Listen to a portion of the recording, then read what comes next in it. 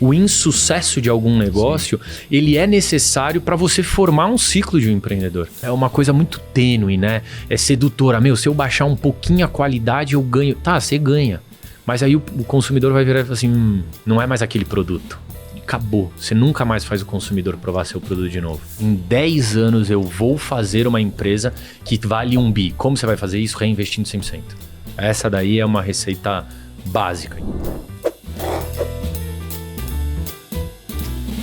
Está começando mais um Mentoráveis, um lugar de gente interessada e interessante.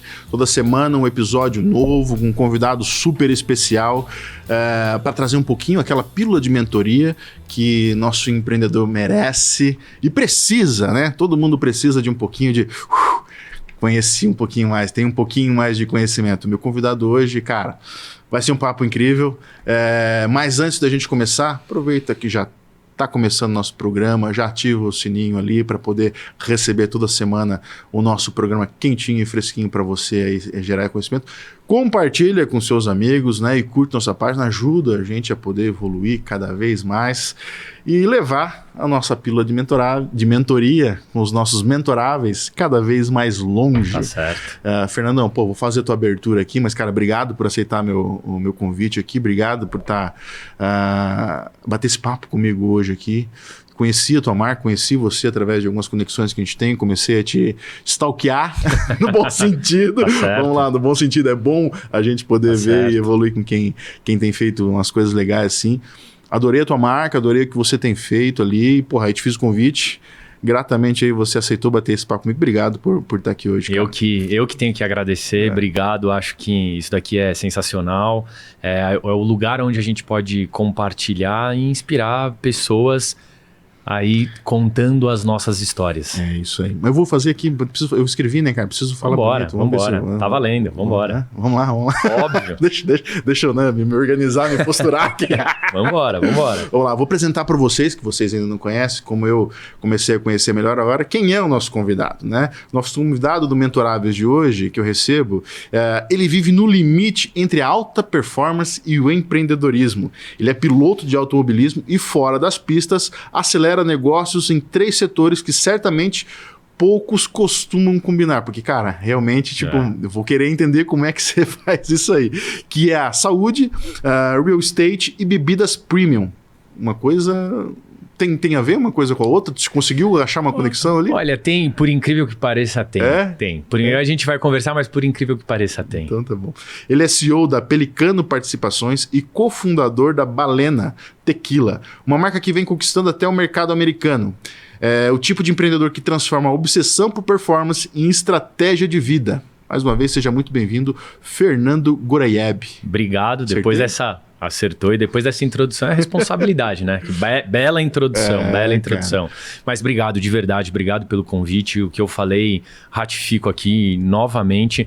É importante a gente estar aqui para compartilhar e principalmente inspirar as pessoas contando as nossas histórias, dificuldades, desafios e como a gente superou, ou como a gente trabalha. Então, obrigado mesmo pela oportunidade. Eu sempre faço questão de vir participar justamente nesse objetivo de compartilhar e inspirar. Espero que eu possa inspirar um pouquinho vocês e compartilhar um pouquinho da história. Certamente vai, porque pelo nosso papo anterior aqui já vi que tem muita sinergia e tem muito a acrescentar. Primeiro para mim, né? Que eu sou privilegiado em primeira mão, né? O primeiro a ganhar a mentoria sou eu aqui, né, cara? Eu tenho que aprender também com você também, pelo que você estava me contando, bom, cara, hein? Muito bom. Não, temos muito a compartilhar um com o outro aqui. Fernando, você vem de uma família, cara, de M&A, né? Que sempre trabalhou com M&A. Como é que esse ambiente mudou a sua visão para o negócio? Olha, eu sempre, quando toca nesse ponto, eu sempre faço questão de fazer um pouquinho, alguns passos antes, né? Eu me formei em Direito, acho que eu não me veria fazendo outra faculdade. Eu acho que o Direito também é importante. Obviamente, eu não exerci, eu estagiei, mas eu acho que o Direito é importante como constituição, efetivamente, de um empreendedor, porque ele te dá algumas bases que são fundamentais para você entender aonde o seu direito termina e aonde começa o do outro. Então, eu não me vejo, efetivamente, fazendo outra faculdade como formação. Se tivesse feito, ou se fizesse, por incrível que pareça, eu faria arquitetura, que é uma coisa completamente nada a ver, mas eu acho que eu tenho isso muito intrínseco em mim.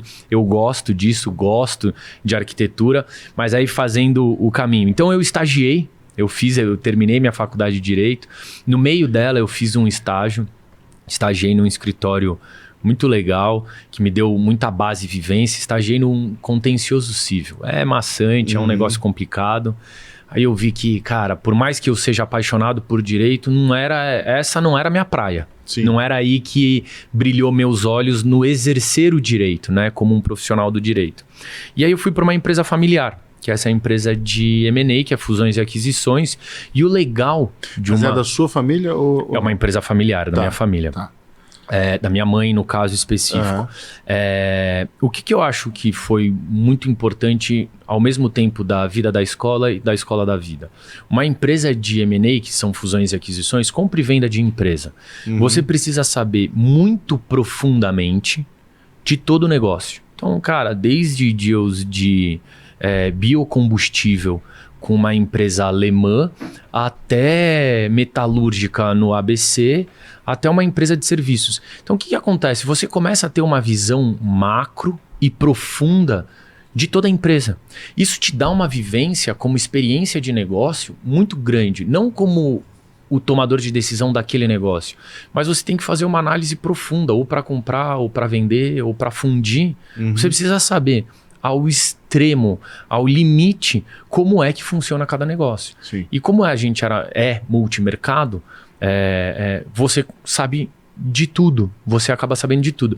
Isso me deu uma capacidade, ou me deu um conhecimento muito importante, como se fosse um alicerce meu, uma base minha, para eu já sair na partida, quando eu estava empreendendo, vendo muita coisa que tinha acontecido de errado ou de certo também. Então, não só da base de como tocar um negócio, mas de mercados distintos, que era o que você estava falando, eu vi muita coisa dando errado e muita coisa dando certo. Então, acho que isso também assim, foi uma vantagem que eu tive. Eu acho que essa oportunidade que eu tive de trabalhar com M&A me deu muita base para eu ter um corpo, né, uma carcaça o suficiente para começar a empreender, o que não é fácil, né? Certamente não. O que não é fácil. Mas essa aquisição que vocês faziam, tipo, vocês adquiriam para compor a rede de vocês? Sim. Ou adquiriam para posteriormente vender? Tipo... Uma boutique de M&A, ela, na verdade, ela atua como um intermediário. Então, você tem uma empresa, a empresa A, ela está à venda, e a empresa B quer comprar a empresa A. Por mais banal que seja isso, existe uma complexidade imensa em você comprar e vender uma empresa mandatado. Então, quando você é um intermediário, ou você está mandatado para vender ou para comprar uma empresa. Então, a gente participou de grandes fusões, grandes incorporações, como a participação do IPO da Cirela e compras de outras empresas quando elas estavam fundindo com algumas empresas, do Grupo Pão de Açúcar, empresas grandes, empresas pequenas. Assim, teve muita coisa que aconteceu, né? Não propriamente como uma holding, então a gente não comprava para o grupo, a gente fazia essa parte de intermediação, que é a parte, tanto em grandes bancos quanto em uma boutique de M&A, a parte de M&A, ela não faz para ela faz ali intermediando, a não ser que seja um investment bank dentro do banco, aí é outra coisa.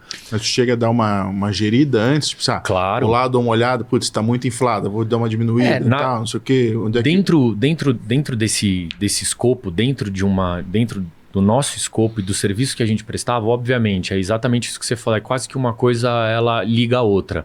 Como você já estava trabalhando e fazendo aquele diagnóstico exaustivo dentro da empresa, e um dos nossos produtos era, de fato, essa parte de consultoria, quando você está na parte da venda da empresa, então quando alguém te procura, quero vender minha empresa, você faz praticamente uma consultoria até essa parte da venda. Então tem muita coisa que você precisa fazer para sua empresa estar pronta para ser vendida, né? Ou seja, uma auditoria, ou seja, uma manobra, ou seja, de fato entender o que precisa ser feito para você estar 100%. Então isso era uma parte, uma composição de um serviço. Não necessariamente a gente fazia isso com todas as empresas, mas via de regra a empresa sempre precisa de alguma coisa, se adequar a alguma coisa para ela estar 100% pronta para ser vendida. E quando vai acontecer o deal, normalmente o comprador também quer algum tipo de adequação e aí isso rola até a venda e depois da venda se concretizar. Que muita gente tem essa falsa impressão de que comprar e vender uma empresa, ou quando você está vendendo sua empresa, é como se você estivesse comprando uma balena ou como se você estivesse comprando um carro. Quando você vende uma empresa, existe uma jornada após a concretização desse negócio. Não é que a pessoa vai lá, escreve um cheque e fala assim, meu amigão, agora você pode ir lá plantar coco na praia. Não. O cara comprou aquele ativo, então ele vai precisar que as pessoas que estejam trabalhando, por mais que ele vai fazer uma transição ou uma mudança, elas fiquem ali. Porque se você comprar a empresa e no dia seguinte todo mundo que trabalha dentro daquela empresa sair dali, acabou a empresa.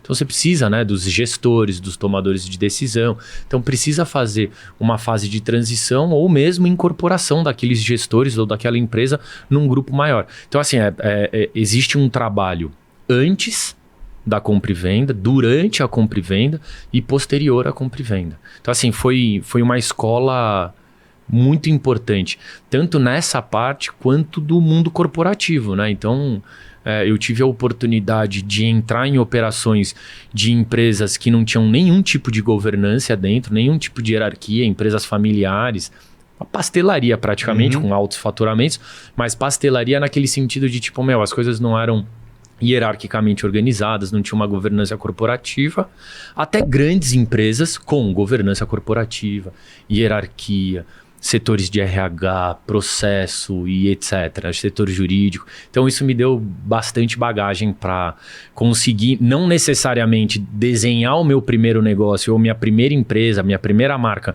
que é pequena e você não precisa de tudo isso, mas já com uma visão para o caminho que a empresa precisa ir de um aspecto, de um olhar corporativo mesmo, de uma grande empresa. E essa é bem a minha pergunta mesmo, cara. Tipo, quando é que foi o... Não sei se tu tem aquele... Sabe, avivado na sua memória. Momentos, cara, vou mudar. Agora eu vou tocar as minhas coisas. Teve esse momento chave, essa virada? Eu acho que vieram depois de alguns grandes bônus, obviamente, né? Não tão alto quanto vocês estão imaginando, porque na época eu era muito mais novo, então o grande bônus para mim era não o suficiente hoje. Mas acho que foi o pontapé inicial para eu começar a entender, né? E falar, acho que eu quero fazer outras coisas. Acho que o meu ciclo ali dentro acabou e eu comecei a me interessar por outras coisas. Efetivamente, o meu primeiro negócio foi a importação. E aí tem parece que tem esse espaço, mas o que eu sempre falo, que todo mundo me pergunta, me dá uma dica, eu que quero empreender. Acho que primeiro você precisa ser apaixonado por aquilo que você faz e você precisa entender que você pode investir em uma ideia que não necessariamente você tenha aquele dinheiro no mês seguinte. Se você está de acordo com isso, vai lá e empreende. Então eu sempre fui um amante do mundo das bebidas. Eu sempre fui aquele entusiasta. Eu sempre sou aquele cara que chega e fala, qual que é o drink da casa? Sempre experimento alguma coisa nova. Aí o cara vira e fala assim, aqui tem um destilado de uma amêndoa da fazenda vizinha. Quero experimentar. Eu sempre tive isso intrínseco em mim. E aí surgiu a oportunidade do meu primeiro negócio fora desse ambiente familiar de importar uma marca para o Brasil, que até hoje ela é líder de mercado dentro do segmento dela. E por um acaso essa marca, ela é a joia da coroa até hoje, ganha consecutivamente a melhor marca de mixers internacional. E esse primeiro negócio, que a gente ganhou uma concorrência, e eu acho que hoje eu entendo por que a gente ganhou aquela concorrência com grandes importadoras e distribuidoras da época. Hoje eu entendo o porquê, e esse primeiro negócio foi importar e desenvolver uma marca que é a Fever Tree aqui, que ela é reconhecida mundialmente, e aí foi uma outra escola que eu tive. Imediato, porque toda a indústria queria fazer parceria comigo. Então, ao mesmo tempo que eu estava começando a sair e fazer e voar com as minhas próprias asas, eu consegui trazer uma marca que era uma marca muito benquista. Isso me fez, de novo, ter um pós-doutorado em 1 ano no mercado de bebidas, porque eu estava falando diretamente com o tomador de decisão, porque o produto era muito bom. Obviamente, teve todo um trabalho. E hoje, uma coisa que não é mérito só meu, é mérito meu, do meu sócio na época que faleceu, o Luiz, e de toda a equipe também da época. Hoje, quando a gente entra num supermercado e a gente vê uma categoria de mixers, uma categoria de tônica, é provindo do trabalho que a gente fez lá atrás, há 10 anos atrás. Então, assim, é muito legal. E aí vão consecutivamente uma jornada de tomada de decisões, acertos, erros, que é inerente de um empreendedor. Sim. Eu acho que um ciclo de um empreendedor, o primeiro dele, porque são vários, mas um ciclo de um empreendedor, ele só se completa quando você teve... É a mesma coisa de moto, né? Todo mundo vira e fala assim, moto tem 2 momentos. Ou você caiu, ou você vai cair. O empreendedor assim, também tem... Nunca caí. não tem como. O empreendedor da mesma maneira. Eu acho que, assim, isso é uma coisa que, se você perguntar para qualquer cara que tenha um tempo de estrada, o empreendedor, o quebrar, né? Que essa palavra é muito forte, mas o insucesso de algum negócio, ele é necessário para você formar um ciclo de um empreendedor. Se o cara tá lá e ele só teve sucesso, cara, esse cara não sabe fazer uma condução, uma tática de guerra. O cara não sabe o que é operar com nada. O cara não sabe o que é ter que fazer escolhas do paga isso ou paga aquilo. Ele não sabe. Então, assim, você até precisa disso. Então, assim... foram alguns projetos que deram certo, outros projetos que deram errados. Hoje a gente tem uma gama de marcas de bebidas, no alimentos e bebidas no setor, marcas que são alcoólicas, marcas que não são alcoólicas, marcas que são revolucionárias, proteicas, como eu vou te contar a história. A gente também tem uma participação em investimento numa empresa no setor de saúde, que é uma coisa muito legal, da qual eu não participo diretamente, mas eu invisto e sou muito próximo da operação. E também no setor de real estate, do qual a gente tem 3 momentos, né? Então a gente participa da incorporação, de vendas em grandes grupos, né? Em grandes conglomerados para investimento, e até no B2C também, de apartamentos prontos. Isso não é aqui no Brasil, é muito focado no estado da Flórida, em Miami, mas são setores que você me falou, aonde você vê uma sinergia? Depois de um tempo de processo, de empresa, você começa a entender que aquilo ali, macro, é um business financeiro. Tudo acaba num business financeiro. Exatamente. Então, é por aí. Mas, eu falei pra você que se você deixar eu... Isso aí, mas a ideia é essa. A mentoria que tá ganhando sou eu aqui. Vou deixar aí, você fica à vontade, me pergunta. Eu sou livro aberto, então manda bala. A gente vai trocando essa ideia. Fernando, incrível, cara. Eu acho que acredito muito no que tu tem falado ali, que tu falou até agora ali. Cada negócio... Bom, eu trabalhei muito tempo, né? Trabalho com publicidade, quando a gente fala de filme, quando a gente faz filmes mesmo, publicitário, agora tá uma coisa muito mais comum, né? Qualquer um celular tá fazendo... Mas antigamente, tu tinha que se debruçar, vou fazer um institucional, tu entra dentro de umas empresas, de uns negócios que você nunca imaginou e tem que contar a história daquele negócio. Claro. Né? Então isso para mim é muito vivo aqui. Como é que eu vou falar sobre uma empresa que constrói máquinas e equipamentos para construir máquinas e equipamentos? Né? Vou falar agora de acidente, vou falar agora de automobilismo. Então isso sempre foi muito intrínseco na minha carreira também, e acho isso incrível. Legal. Né? Mas quando você saiu lá não sei se saiu, né? Ou foi buscar realmente alguma coisa para você, como é que funcionou esse processo? Já tinha essa marca? Tipo, eu quero essa marca? Ou foi feita uma curadoria? Como é que você chegou nesse produto teu aí? Na real, contando assim, resumidamente, que essa é uma história, cara, muito legal. Eu acho que daria um capítulo inteiro falando sobre Fever Tree, um episódio inteiro. Vamos agendar o próximo, então. Aí, pode agendar. É uma história super legal, porque, cara, vou tentar ser super resumido. Muito nesse intuito, cara, de ser extrovertido, perguntar, falar e etc. Eu tava realmente num hotel onde eu sempre fico, em Nova York, trocando ideia com o cara que me servia. E ele falou, experimenta um negócio aqui. Eu experimentei na altura, hoje eu sei que eu tomei uma vodka tônica, voltei pro Brasil, fiquei encafifado com aquele negócio. Falei, cara, como é muito bom, o que eu misturei? Porque o que a gente tinha 10 anos atrás, como na cabeça do que você poderia misturar, era o energético, que era o único mixer. Eu falava, cara, o que era aquilo, o que era aquilo? E esse meu sócio que desenvolveu a Fever Tree comigo, ele já tinha um business de importação. E assim, a gente cresceu junto, né? Eu e ele, a gente, irmão de vida. Infelizmente ele faleceu, mas a gente foi irmão de vida desde os 5 anos. Cara, a gente precisa ir atrás disso, vamos importar esse produto, não achava. Bom, enfim, apareceu numa reportagem e eu vi numa reportagem, acho que era na época na VIP. Cara, por incrível que pareça, a gente entrou em contato com os caras pelo Contact Us do site.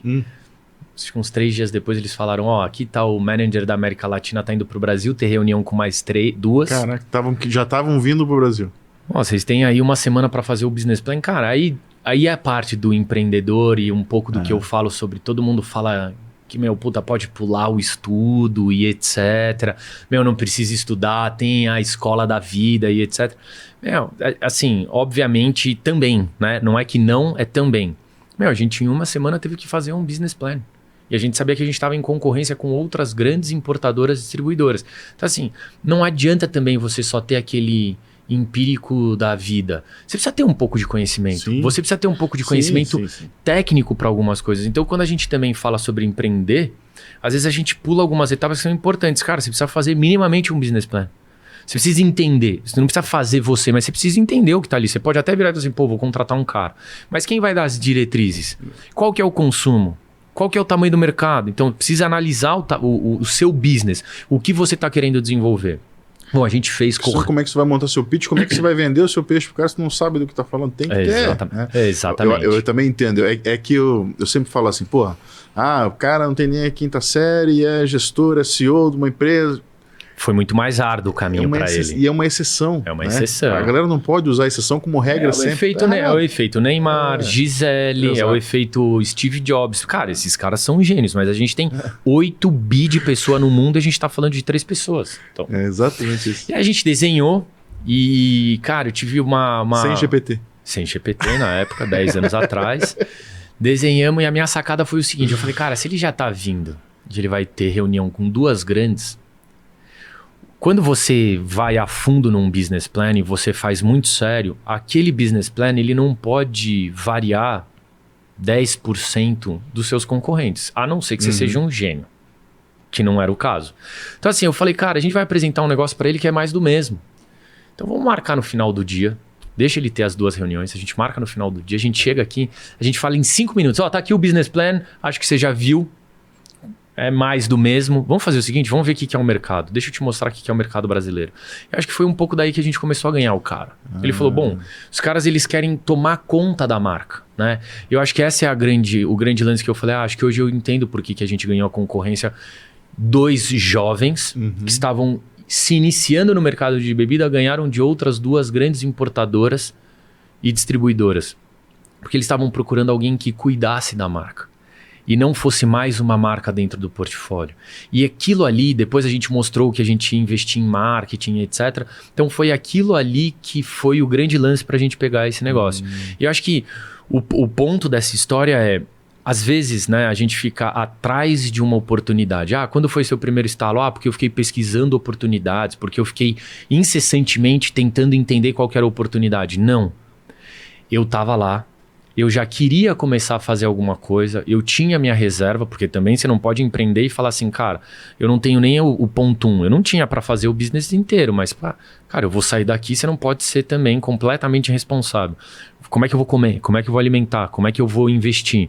Então, eu tinha isso daí, e eu não estava 100% atrás de uma oportunidade, eu identifiquei uma oportunidade. Sim. E aí eu tive o grande ponto de um diferencial, que eu acho que esse é o importante.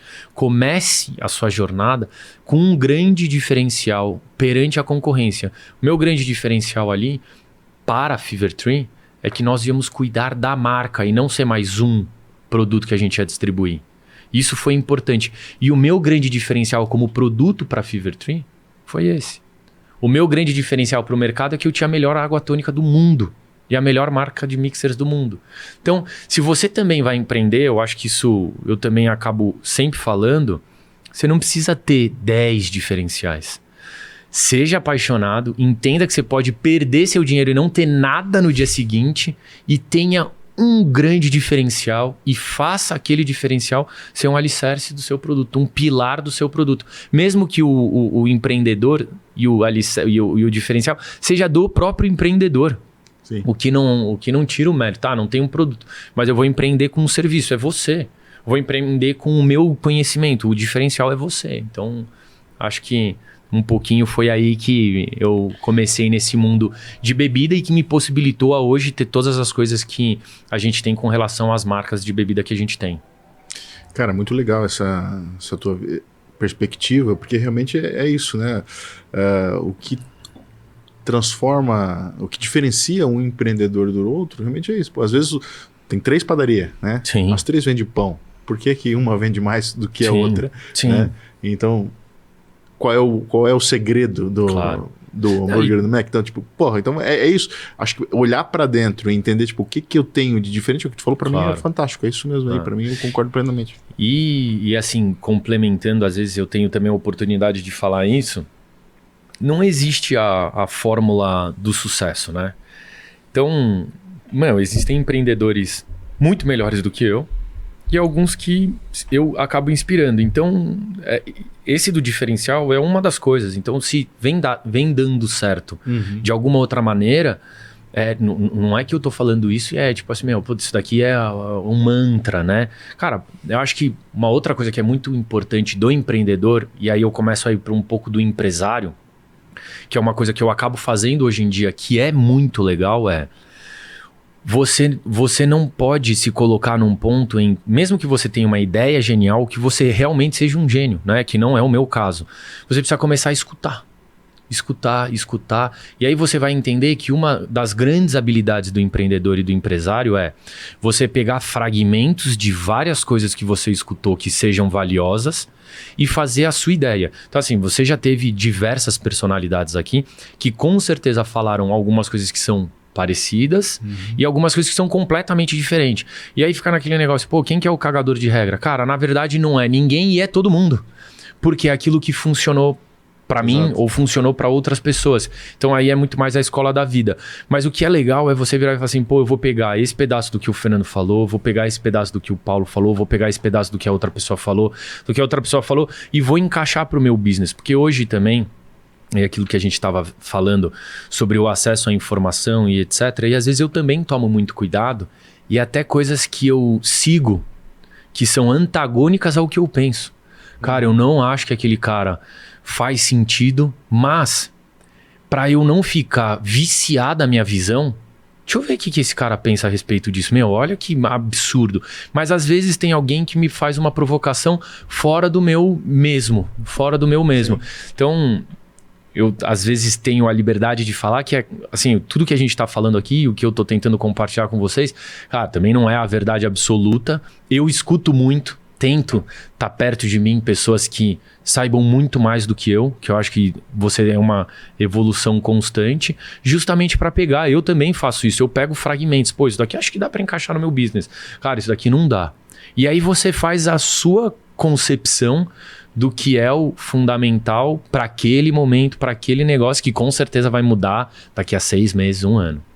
Isso é muito rico, isso falou, porque eu acredito bastante nisso, né? Eu conto sempre essa história que quando eu era moleque lá, meus 17, 18 anos, já faz bastante tempo, eu trabalhei 1 mês no shopping, né? Numa loja de shopping, numa loja da Levi's. E, cara, eu tava me descobrindo ali, entendendo o que eu ia fazer da minha vida. Eu sempre trabalhei desde moleque, mas eu tava mudando de área e tal, e não tava num momento bom da minha carreira. Fui trabalhar no shopping lá e um amigo lá me ofereceu uma oportunidade. Falei, vou ver qual que é isso aí, mas cara, já com o pé atrás. E aí, um gerente, cara, eu na época, lá, vamos lá, o cara, 300 conto uma calça. Cara, caro pra caramba, 300 conto. Aí o cara já ia, meio que oferecesse, essa calça aqui. Aí o cara me falou uma coisa que eu guardei isso pro resto da minha vida. Ele falou assim, cara, você não pode medir teu bolso com o bolso do outro. É isso. Né? Então, o que às vezes pra ti é um absurdo, pro cara é natural. Pra ele é Então, o teu papel aqui é oferecer o que teu cliente tá esperando. Né? Porque aí vem do que tu falou, cara, cada pessoa é um indivíduo, né? Que vem da indivíduo, único, né? Sim. Então, o que funciona para um não funciona para o outro, né? E vice-versa. A questão de estar procurando, de estar encontrando como isso se conecta e como isso faz bem para você ou não, né? A leitura do que realmente é válido para sua vida e o que não é é o fundamental de qualquer jornada. Claro. Né? Tipo, é você saber realmente, cara, isso aqui é importante para mim. E as escolhas, vou por aqui, vou por ali. Muitas vezes a gente vai pelo caminho errado. Mas Você tá aprendendo também. lá na frente tu entendeu que o caminho é errado, volta, né? Então, isso é legal pra caramba. Tu falou, eu concordo plenamente com o que tu disse. Acho que pra mim faz todo sentido no arquétipo ali do empreendedor. Do empreendedor e da jornada. Porque é exatamente isso. O alto e o baixo vai acontecer sempre. Invariavelmente. Né? E nessa mesma linha, teve algum... Bom, a marca era uma marca bacana, uma marca americana, o produto era um baita... Inglesa? Inglesa. Porque tu falou que experimentou nos Estados Unidos, eu confundi. Sim. Né? A marca é uma marca inglesa, o produto era fora de série, vocês chegaram já, conseguiram ganhar com aquela juventude, com a energia da juventude. Qual foi os desafios que vocês encontraram? Beleza, agora é nossa, vamos pro mercado, e agora? Eu acho que o primeiro grande desafio hoje a gente ainda tem um degrau, né? A gente tem produtos que estão no meio do caminho.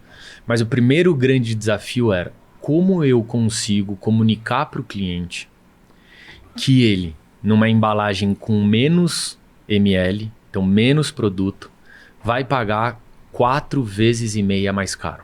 O consumidor brasileiro, ele poderia ser AAA ou D, ele estava acostumado a pegar na gôndola Schweppes e Antártica, que na época custavam R$1,50, R$1,80. A gente vendia um produto que ele partia de R$12,90 no lugar mais barato. A Schweppes e a Antártica vinham 350 ml, a Fever Tree vem 200 ml, porque ela é a dose perfeita para você misturar no seu drink. Então o primeiro grande desafio foi construir a categoria, antes de construir a marca. Se a gente não mostrar que existe uma categoria de mixer e que existe mixer de A a Z, inclusive colocar o energético aqui, que o valor mais caro, o premium que o cara tinha acesso, era o Red Bull.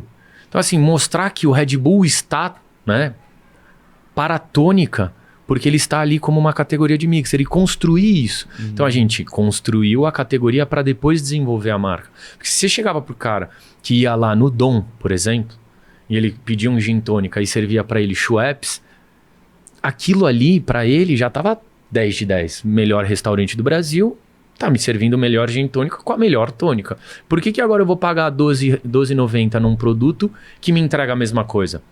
Eu acho que esse foi um grande desafio. Eu acho que se eu pudesse falar, isso daí durou mais ou menos 1 ano. Acho que essa jornada de começar isso... grandes amigos meus que são donos de restaurantes, tem uma passagem muito legal que eu fui lá no Rick, que é um super amigo meu, de um posicionamento extraordinário, que é o Yulia no Jockey, um lugar que eu sou cliente.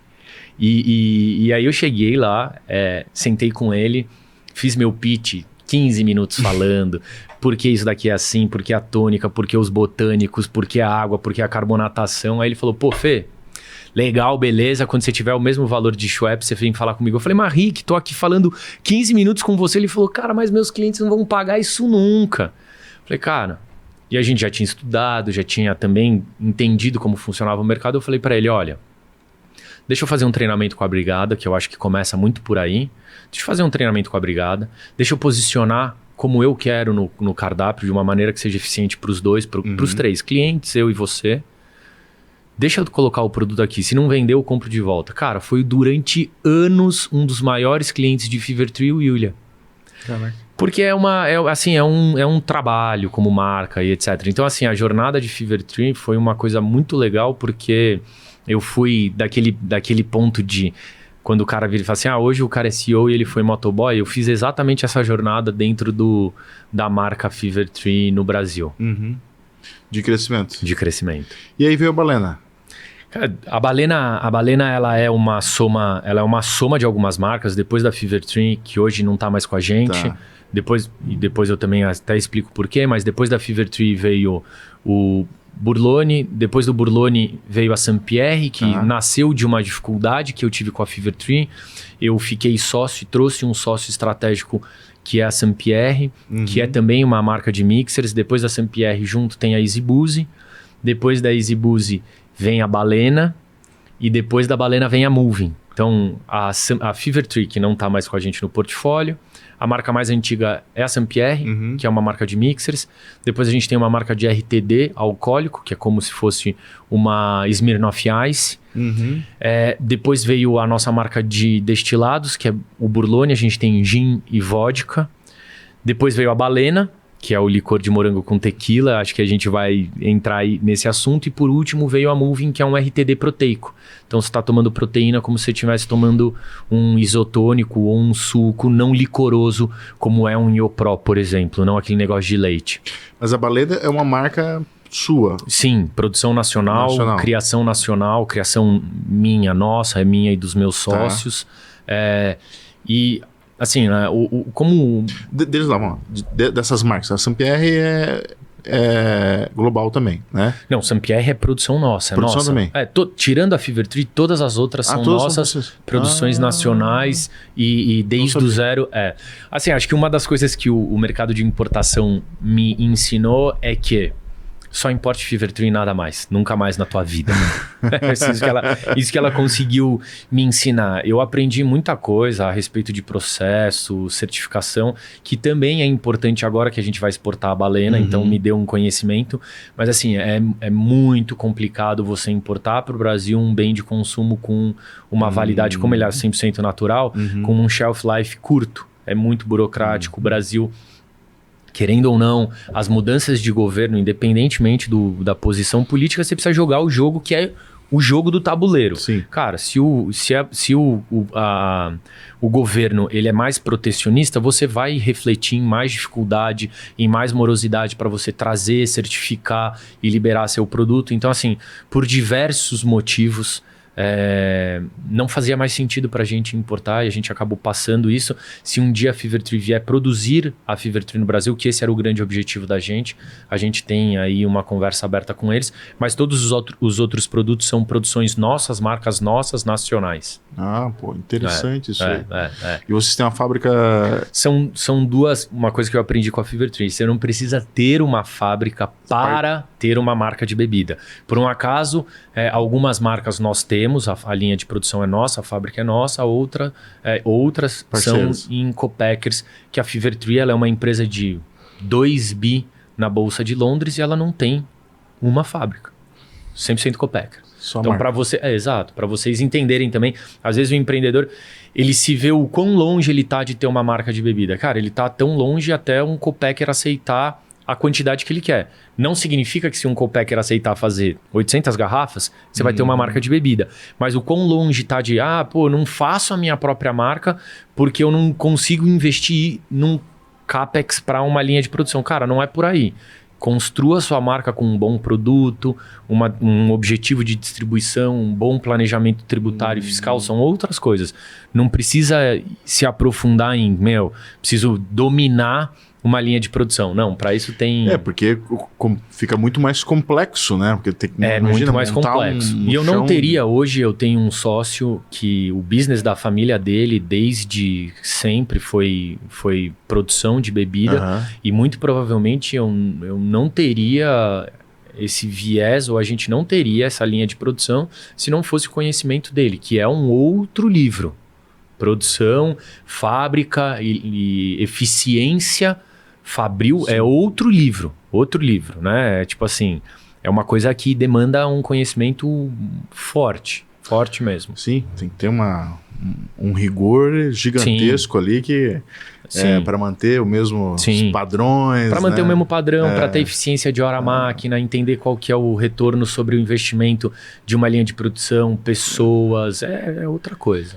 Quando tu falou a parte jurídica mesmo e burocrática, financeira, tipo, se eu fizer em São Paulo uma coisa tributária, se eu fizer em Santa Catarina é outra, o Brasilzão é cheio dessas. E que ano que vem muda, né? Muita coisa. Cara, eu inclusive até acho que anteriormente falei contigo, tentei, eu marquei aqui com a Nilda. Nilda é uma advogada bem focada nessa área tributária. A gente vai bater um papo sobre isso que eu acho muito importante. Tem umas leis que aquelas leis do escuro que ninguém sabe, né? Sim.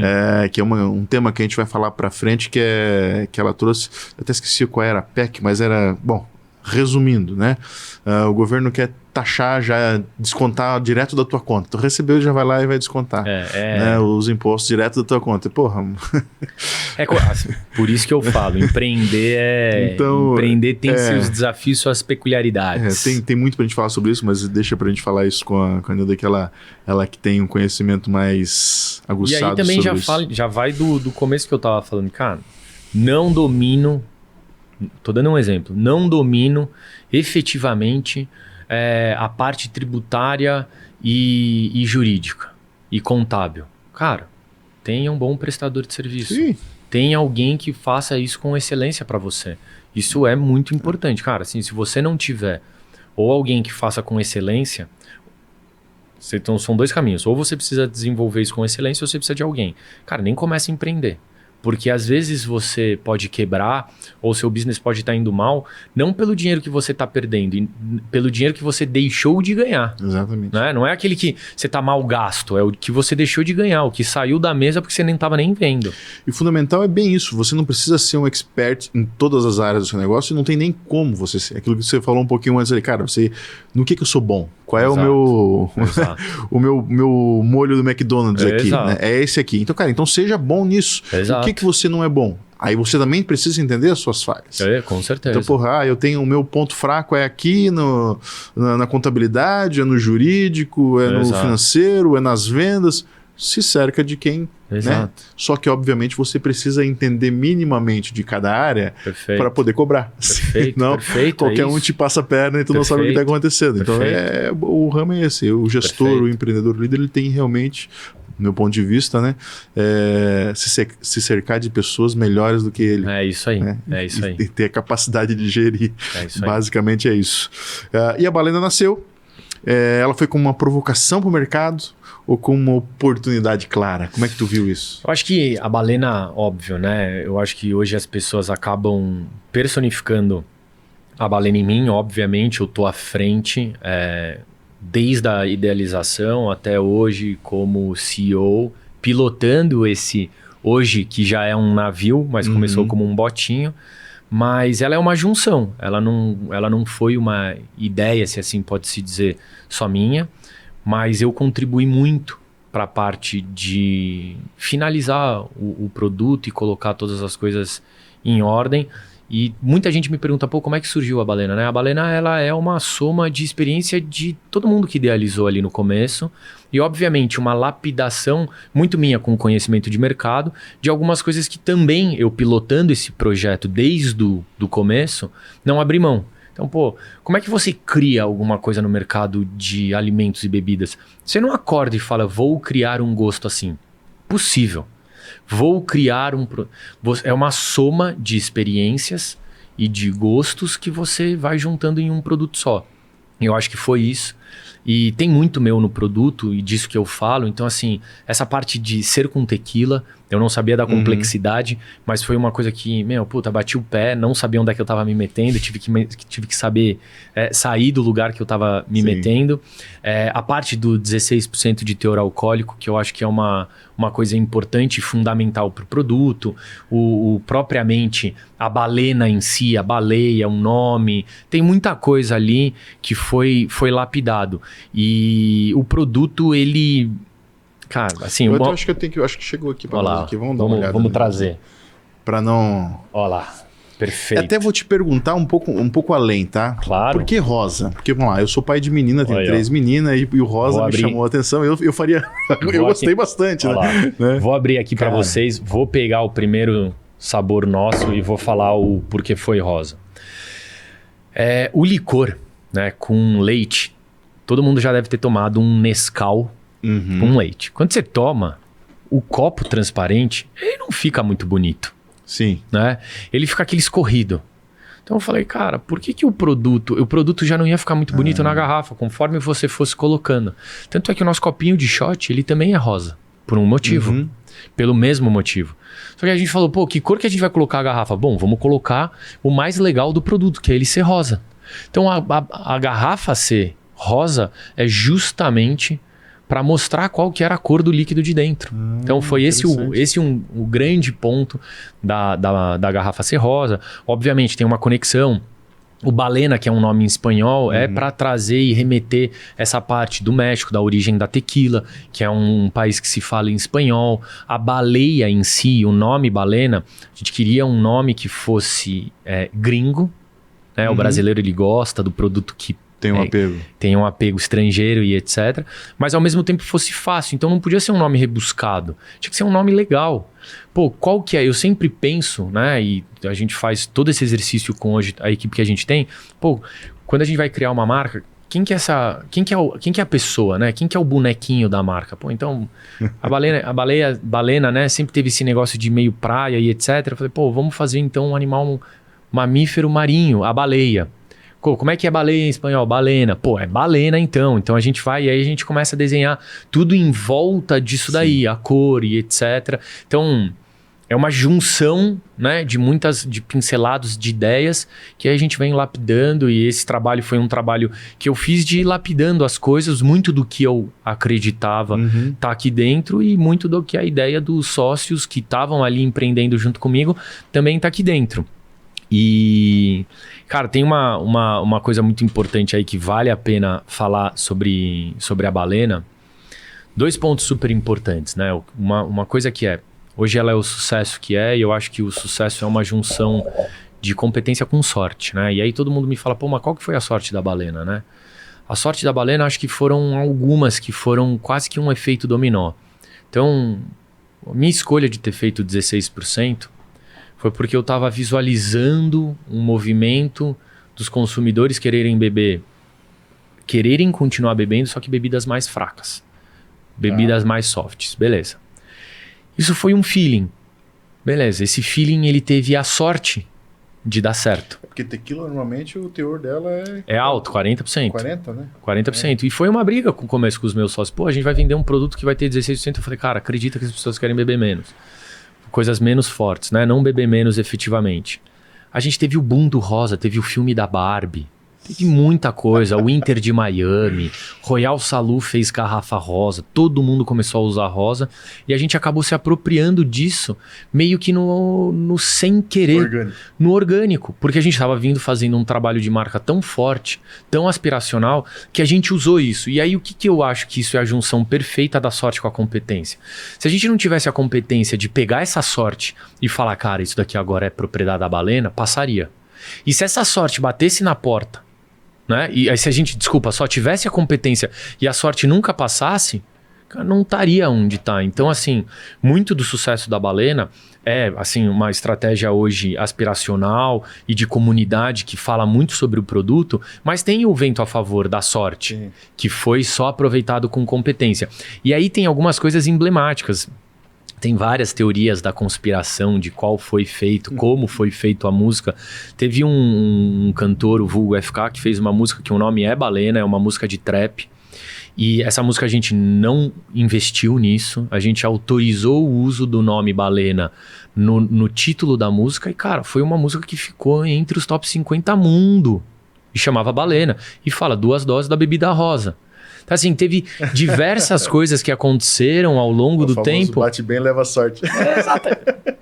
Bate bem, leva sorte. Então, assim, obviamente, e aí tem uma coisa que, como empreendedor do mundo e do setor de alimentos e bebidas, eu acho que tem uma coisa que o empresário desse segmento não pode esquecer, é o seguinte: o grande responsável mesmo pelo sucesso desse produto é o consumidor. Sim. Não esqueça do consumidor conforme sua marca vai crescendo, porque acaba sendo muito sedutor. Vou diminuir a qualidade, vou parar de ativar, vou esquecer o meu consumidor, vou focar em volume. Não, ao contrário. Você precisa cada vez mais mostrar para o seu consumidor que você está fazendo mais por ele. Então isso é uma coisa muito importante, eu sempre falo e gosto de falar isso e acredito nisso. A grande parte do sucesso são os consumidores que acreditaram e também fizeram fazer esse sentido de comunidade fazer sentido. Isso é bem interessante, Fernando, porque eu também acredito no que tu falou, porque, cara, construir uma marca para durar realmente tem que ter qualidade. Sim. Né? Você pode fazer um volume, fazer algo, fazer um pancadão aí, enxurrada no festim. mercado, mas e aí? Né? E pegando esse gancho, eu lembro uma discussão que eu tive que eu chamo sócios investidores, né? Diversas marcas nossas, a gente teve alguns sócios que foram investidores, não daquele negócio, 10 milhões para investir, não, para a primeira rodada. A gente tem uma política e um DNA de crescer muito organicamente, principalmente para ver se para de pé, né? Pro MVP. Exato. Senão você vai lá, pega 10 milhões, você nem sabe se a marca tá parando em pé ou não, só tá fazendo. Só tá indo. E eu tive uma discussão forte com os sócios investidores da época para a gente não precisar usar tequila. Por que não usa vodka? Por que não usa cachaça?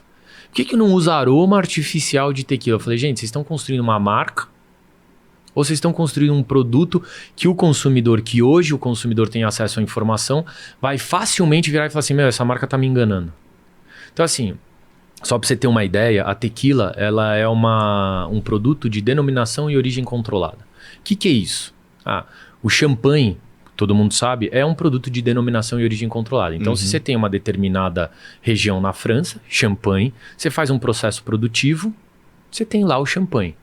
A tequila é pior ainda. Ela é mais controlada ainda. Além de você só poder produzir no México, numa determinada região, com determinado processo produtivo, você tem o plantio saudável do agave. Então, significa que, se eu estou dentro daquela região respeitando tudo isso, o governo mexicano me fala, você tem 100 metros quadrados? Tenho. Nesses 100 metros quadrados você pode plantar 100 agaves. Estou falando hipoteticamente, só para dar o exemplo.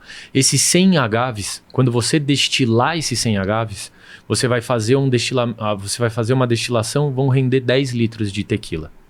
Tá bom, beleza. Chega no final do mês, eu chego com 12 litros de tequila. O governo mexicano vira e fala assim, 10 litros são tequila, 2 litros são aguardente de agave. Então, o que me fez comprar a briga? Cara, tudo que é escasso e difícil é premium. Mas aí eu entrei numa outra fila que eu não sabia. Para você ter o nome tequila no seu produto, você precisa ser certificado e registrado no governo mexicano para você poder importar. E toda vez que você importa, para você importar mais, você precisa justificar a sua importação para o governo mexicano. Então, olha, importei tantos litros de tequila. Preciso de mais. Tá bom, você precisa de mais? Me mostra aqui, porque ele tem a receita, ele tem todo o controle. E ele fala assim, você importou 100 litros de tequila. Eu sei que você fez 10 garrafas. Pra você importar seus próximos 100, me mostra aqui a nota de produção das suas garrafas. Assim, não é fácil. Caraca. Talvez seja uma das nossas barreiras. Hoje a barreira é também a marca. Mas lá atrás eu tive que comprar uma briga com todo mundo que estava ali na mesa, falando assim, cara, um dos grandes pilares do produto é a tequila. Se eu tivesse aqui com um produto que fosse com cachaça, ia ser batidinha. Sim. Com vodka ia ser mais uma. Cachaça pior, porque o pessoal ia falar, putz, isso daqui com cachaça. Nem gosto de cachaça. O grande lance da Balena no começo foi isso. É custoso, grande parte do custo do produto tá aí. Mas eu sei que a qualidade do produto é compatível a gente ter um embaixador como o Márcio Silva, que hoje, muito provavelmente, é o melhor bartender do Brasil, um dos melhores do mundo. Você acha que ele ia entrar num negócio que estivesse usando aroma artificial de tequila, um leite de baixa qualidade? Ele ia falar, Fernando, legal, mas eu não vou embarcar nisso daqui. Eu não vou dar o meu nome para fazer e mostrar a versatilidade que hoje tem drinks no Exímia, que é um bar que hoje está entre os top 100 do mundo aqui no Brasil. Vale a pena quem quiser ir lá. É uma coquetelaria de A a Z.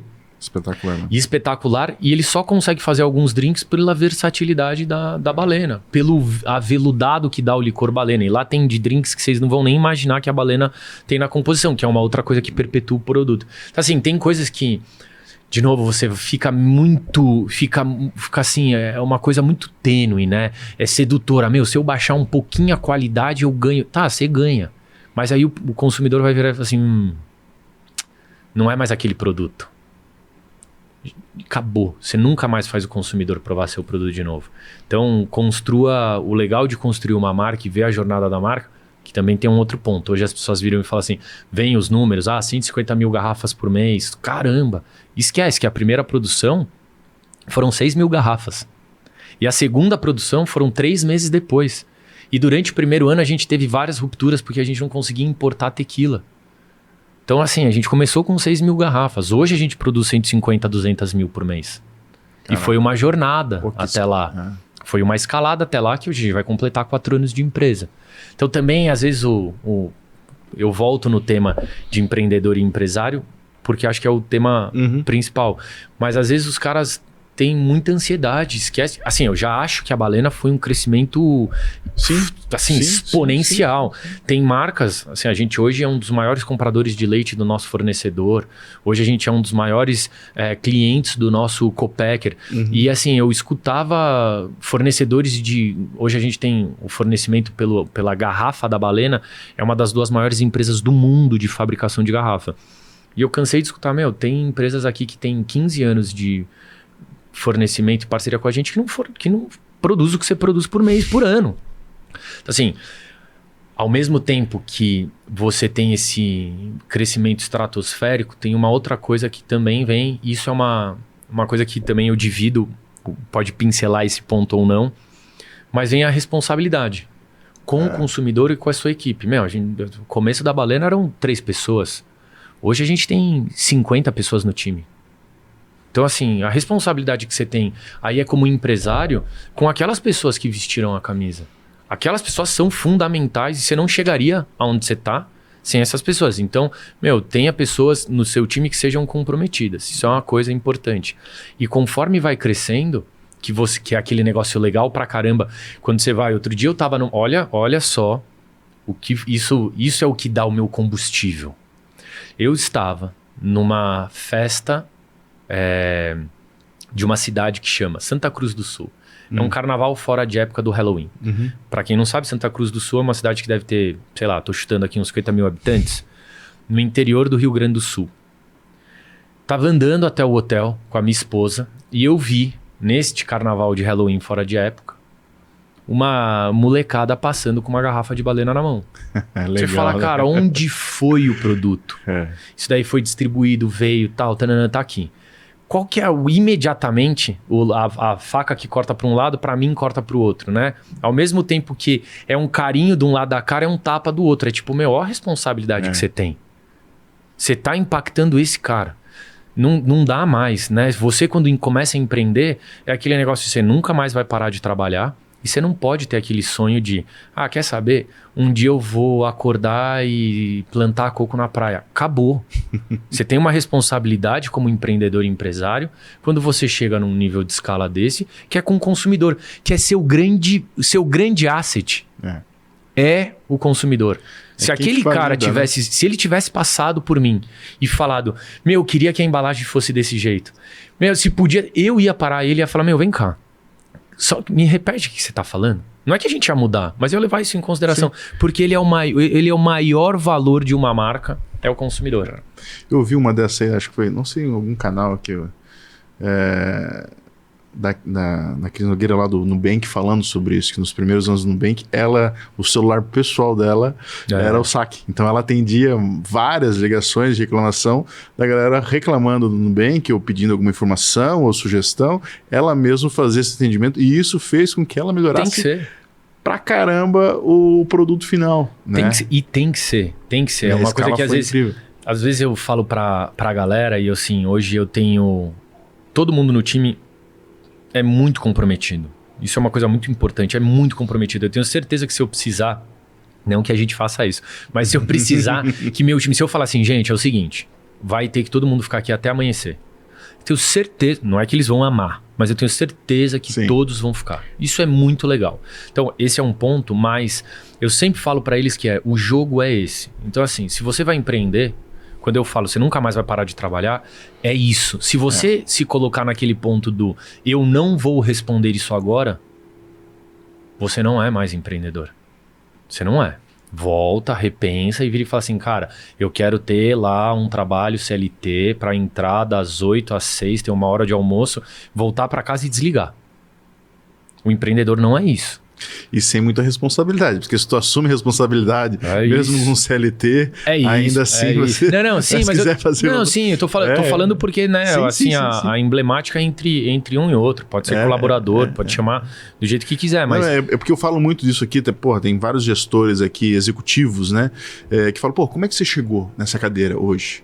Né? Porque é isso, dentro de qualquer corporação a pirâmide é essa, vai afunilando, meritocracia, né? Então, mas e também é sim, mas é que todo mundo, ali dentro, as pessoas começam a te falar, puxa saco, né? Olha lá, de novo, e o cara vai crescendo porque ele realmente está fazendo diferente, está comprometido com aquilo, né? Então transmitir isso, e essa é uma das coisas que o canal, né, o Mentoráveis, ele tem um pouco desse objetivo, tentar desmistificar que o empreendedor é o vilão, não é. Né? O empreendedor é o primeiro a arriscar, é o primeiro a botar a cara a prêmio ali, para não falar um palavrão, né? Cara, é esse o objetivo, é sempre estar na frente, e se não tivesse um empreendedor, não tinha um colaborador, se não tiver um colaborador, não tem um empreendedor, então não tem que brigar, tem que se unir, ser feliz. Acho que pegando o gancho do que você falou sobre o vilão, eu acredito muito em ciclo, né? E eu acho que talvez tenha existido um ciclo aonde a figura do chefe, ou hierarquicamente acima, era tão opressora que a gente também está vivendo um outro ponto, né? Que aqui não compete a mim fazer uma análise sobre as pessoas que têm esse tipo de visão. Não acho que é certo ou errado, acho que é uma maneira de pensar. Mas o que eu falo dentro do escritório? Eu falo, gente... Uma coisa que é muito importante no mundo corporativo existem alinhamentos que eles são necessários. Não significa que se eu virei e falar assim, isso daqui está completamente errado, refaça, que eu odeio você, ou que eu tô menosprezando você, ou porque você é de tal idade, ou de tal sexo, ou de tal cor. Não é porque aquilo é necessário. Só que eu acho que a gente tá passando de novo por uma transição. Porque todo mundo, e o problema de hoje é doído, né? Cara, tudo dói.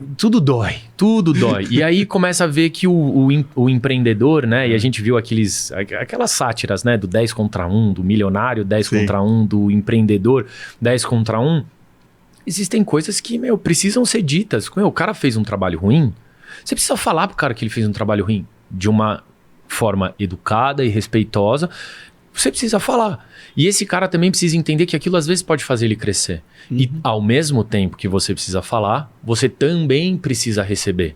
No sentido de, se a sua conduta como CEO, diretor, não está aquém, tanto dos seus sócios ou da sua equipe, você também precisa receber isso. Os caras estão de perseguição comigo. Esquece isso, meu.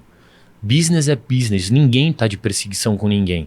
Se você tem uma equipe e sócios, que é uma outra coisa importante, que estão com o mesmo objetivo seu, cara, esquece. Ninguém tá de pegação no pé com ninguém tá de perseguição com ninguém. Existem coisas que precisam ser faladas. Tá bom, tá ruim, bola pra frente. Isso é maturidade, né, cara? E aí esse é o grande ponto que vem, eu acho que com a idade, com o processo, e aquilo que eu bato bastante, tu falou bastante sobre isso, mas eu também bato aqui toda semana. Falei, cara, a exceção de, fazer alguma coisa, explodir, fazer um Facebook e amanhã tu tá bilionário, é uma exceção raríssima, né? A questão da maturidade, de ir aprendendo, de ir crescendo, de ir entendendo, como falou, o produto ele veio se desenvolvendo, a gente viu a cor, tal, a embalagem, o brand é fantástico aqui, de perto aqui dá pra ver que realmente tem um cuidado e um carinho muito grande pelo produto de vocês. Toda a história que tu contou, lá no México, tal, o porquê da tequila, isso não é da noite pro dia, né? Isso é realmente uma maturidade que vem acontecendo. É a mesma coisa, o cara pega e te entrega uma garrafa verde. Só porque o cara é dolorido, não, beleza, vamos ver se na próxima... Não dá, o produto é o produto, se o produto tá errado, o seu papel como gestor é dizer, cara, tá errado. Sim, tá errado. Né? Me faça a coca, não foi isso que eu pedi. Exato. Né? E a pessoa entendendo que aquilo ali, tem que ir lá e fazer, cara, sabe? Ninguém tá fazendo favor pra ninguém, eu concordo plenamente com isso. É isso aí. Mas parece que, né, estamos fazendo um favor, ou estão te fazendo um favor.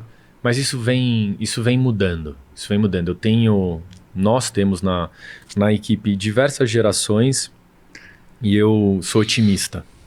Eu tenho diversas gerações que são, essa geração é esquecida, essa daqui é preguiçosa. Cara, não, eu acho que assim, É a motivação e o comprometimento. E como você vai lidando com o choque de gerações, né? E invariavelmente, uma hora eu vou ficar obsoleto. Minha maneira de pensar, por mais que eu me atualize, de novo, né? Eu não, cara, eu não sou um gênio. Né? Existem gênios no mundo que os caras vão, cara, sei lá, Steve Jobs, o cara, mesmo com a idade dele, ele via 15 anos pra frente. A gente mudou a humanidade usando o iPhone, mudou. Queira você goste ou não, mudou. Cara, o Elon Musk são pessoas que estão pensando lá na frente. Então, assim, cara, também escola disso. O próprio Mark Zuckerberg, puta, me fugiu da Amazon, o Jeff Bezos. Jeff Bezos. Cara, é o que a gente fala sobre Neymar, Gisele, Cristiano Ronaldo e Messi. Descola um pouco disso. Cara, tem muito trabalho árduo. O que você falou é verdade, meu. Olha, eu me formei em Direito, trabalhei numa empresa familiar, tive um negócio de intermediação que não deu certo. Tive uma empresa de publicidade, que era totens publicitários, que deu certo durante um tempo e a gente carregava celular, depois vieram os care packetzinhos de carregamento, então ficou obsoleto. Empreendi com o meu primeiro negócio de bebidas, que foi a Fever Tree. Teve sucesso durante um tempo, depois a gente viu que pela balança comercial o negócio só empatava. Cara, a Easy Booze e Saint-Pierre tem quase 7, 8 anos. São marcas que, assim, super bem posicionadas, mas faturam entre 20 e 25 milhões. O Burlone, que é uma marca de destilado para composição de portfólio, que tem sua composição dentro do faturamento, para daí vir uma balena, para ser a composição disso. Talvez a outra marca que esteja embaixo do holofote seja a Moving, mas, cara, assim, é uma série de tentativa e erro, uma série de coisas que você vai aprendendo para te dar capacidade de ter a capacidade ali para você abraçar no momento certo. Então, às vezes também o empresário ou o empreendedor, ele tem o efeito Mark Zuckerberg na cabeça. Cara, o próximo aplicativo é o que o cara não pode entrar no carro bêbado. O próximo aplicativo... Cara, às vezes não é nem isso, né? E se você fica buscando dentro do mesmo, é o que eu falo sobre o efeito paleteria de sorvete que teve no Brasil. Nossa, Cara, mano, a paleteria de sorvete teve 1 bilhão. Você falava, cara, não é possível que as pessoas vão... Filas. Aí depois teve um negócio... Já teve de temaqueria. Sim. Teve também de hamburgueria. Todo mundo tinha um food truck. Aí teve do food truck, depois da hamburgueria. Então, assim, às vezes é difícil, né? Quem vem primeiro o ovo a galinha. Mas essa busca incessante de uma descoberta da pólvora dentro de um mesmo nicho que já está saturado, também não é por aí. Senão você precisa ter um diferencial competitivo muito bizarro. Que aí também, ponto fora da curva, às vezes pode ser a Moving, que vem ganhando... volume tão rápido quanto a balena, mas é que ela tem um diferencial competitivo bizarro, é uma tecnologia muito disruptiva dentro da mesmice, que é um produto líquido para beber com proteína. Cara, mas é assim, o gosto, o quão ela é líquida, soft, é muito bizarro. Então assim, mas também é uma junção de acerto e erro lá de trás, entendeu? Então o ponto do empreendedor é ter carcaça mesmo, é ter, mano, fôlego, estômago. Eu vejo esse ponto também, Fernandão, pelo o boom das startups, né? Sim.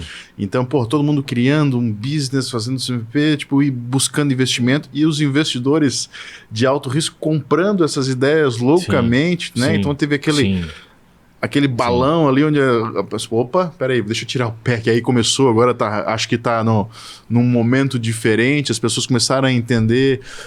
Eu fui CMO de uma startup, inclusive um projeto muito legal, que eu tive que desfazer na pandemia por foco mesmo. Legal. Né? Mas uma coisa que, eu trabalho com publicidade há muito tempo, né? Isso, como falou, para mim foi um aprendizado, fora de série, o jeito de olhar, o jeito de fazer, até, eu trabalho com publicidade, tem uma agência, tem uma produtora, então o jeito que eu fazia publicidade... Seu olhar já é diferente. Porque era aquela coisa, cara, precisamos fazer uma...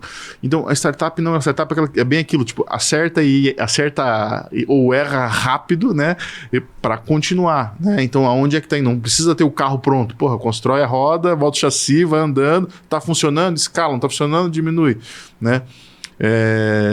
Tá indo tudo errado, para.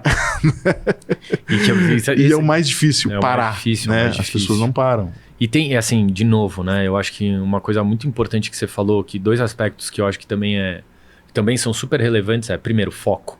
É. Você precisa ter foco. Foco de mais é ruim, foco de menos é ruim.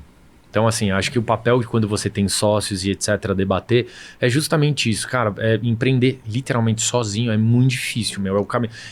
Você pode chegar no mesmo lugar, não tô falando que é impossível, mas o caminho é muito mais árduo porque a tomada de decisão, ela vai ser solitária. É muito difícil, você nunca vai ter um contraponto. Então, eu acho que o ponto do sócio aí é até importante, até para decisão de foco. Cara, será que vale a pena essa marca no nosso portfólio? Será que vale a pena a gente ir por ali? Acho que isso é uma coisa importante. E a outra coisa importante é que culturalmente o brasileiro ele tem esse receio de falar, cara, business não deu certo, eu fechei. Ou não consegui fazer o business dar certo, eu parei de perder aqui, que é o inglês, o stop loss, e comecei em outra coisa. Cara, não tenha vergonha. É igual namoro.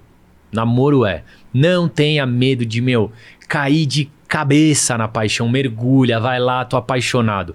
Não deu certo, o problema do relacionamento é quando não dá certo você não sair. Empresa e business é a mesma coisa.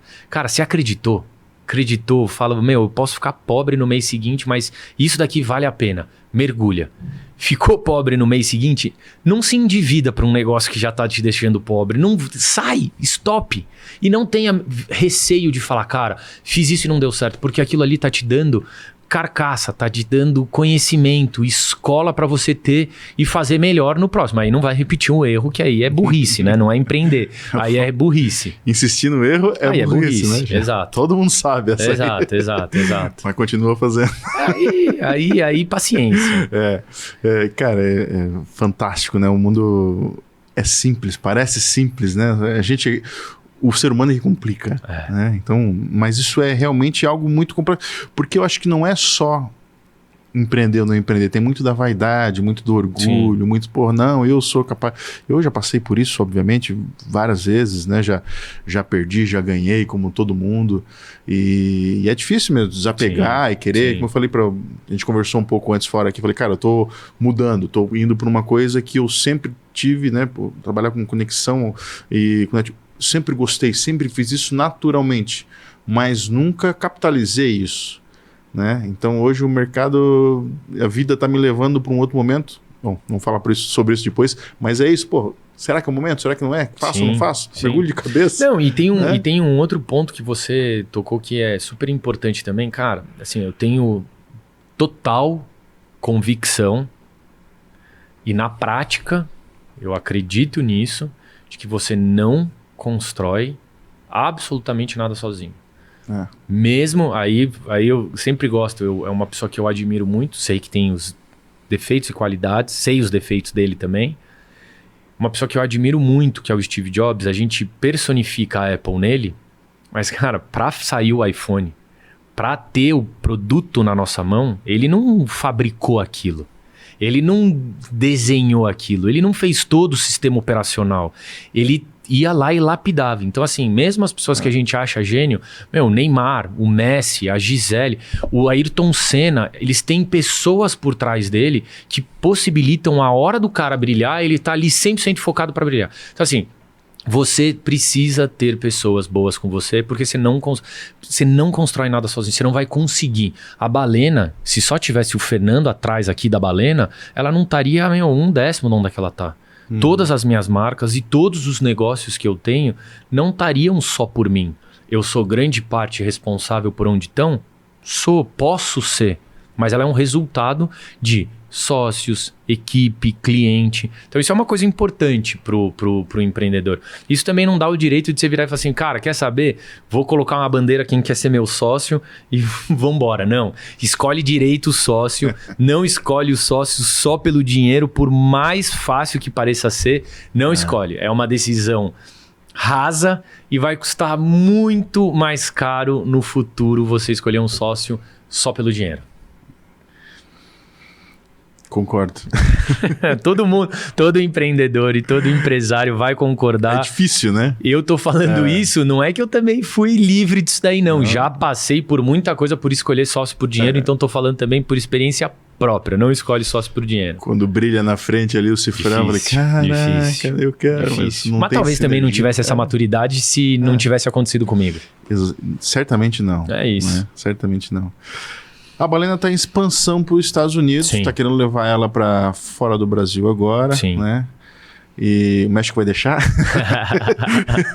Deixa, não deixa, é isso, deixa, né? deixa. Cara, quais os maiores desafios de fazer essa transição? Olha, a gente tem alguns... A América do Sul a gente está também começando, mas eu acho que o grande desafio de exportação, por mais que a gente já tenha pedidos de vários lugares do mundo, né? Então, por que você não quer vender, né? Você tem pedido e você não quer faturar? Cara, quero. Mas você fazer mal feito o desenvolvimento da tua marca vai custar 5 vezes mais depois quando você der atenção. Então, acho que o intuito de segurar algumas coisas foi... Cara, estamos preparados para o mercado exterior? Estamos. Qual é o mercado? Então, a gente escolheu o mercado americano. O mercado americano ele é 10 vezes maior do que o mercado brasileiro. Porra, vamos para lá, vai estourar, tal, etc. Sim, mas o mercado americano também é mais hostil. Por quê? A disponibilidade de capital no mercado americano é muito maior. O empreendedor e o empresário brasileiro que tem essa dificuldade. Cara, eu tenho uma puta ideia aqui no Brasil. Aonde eu vou pedir dinheiro no banco? Esquece. Micro e pequeno empreendedor, o cara que consegue dinheiro no banco, o cara já é herói só por isso. Que não vai conseguir. Pô, os investidores aqui... Herói 2 vezes conseguir pagar depois. 2 vezes conseguir pagar depois. É verdade, cuidado, hein? Cuidado, se você conseguir, não acha que você conseguiu.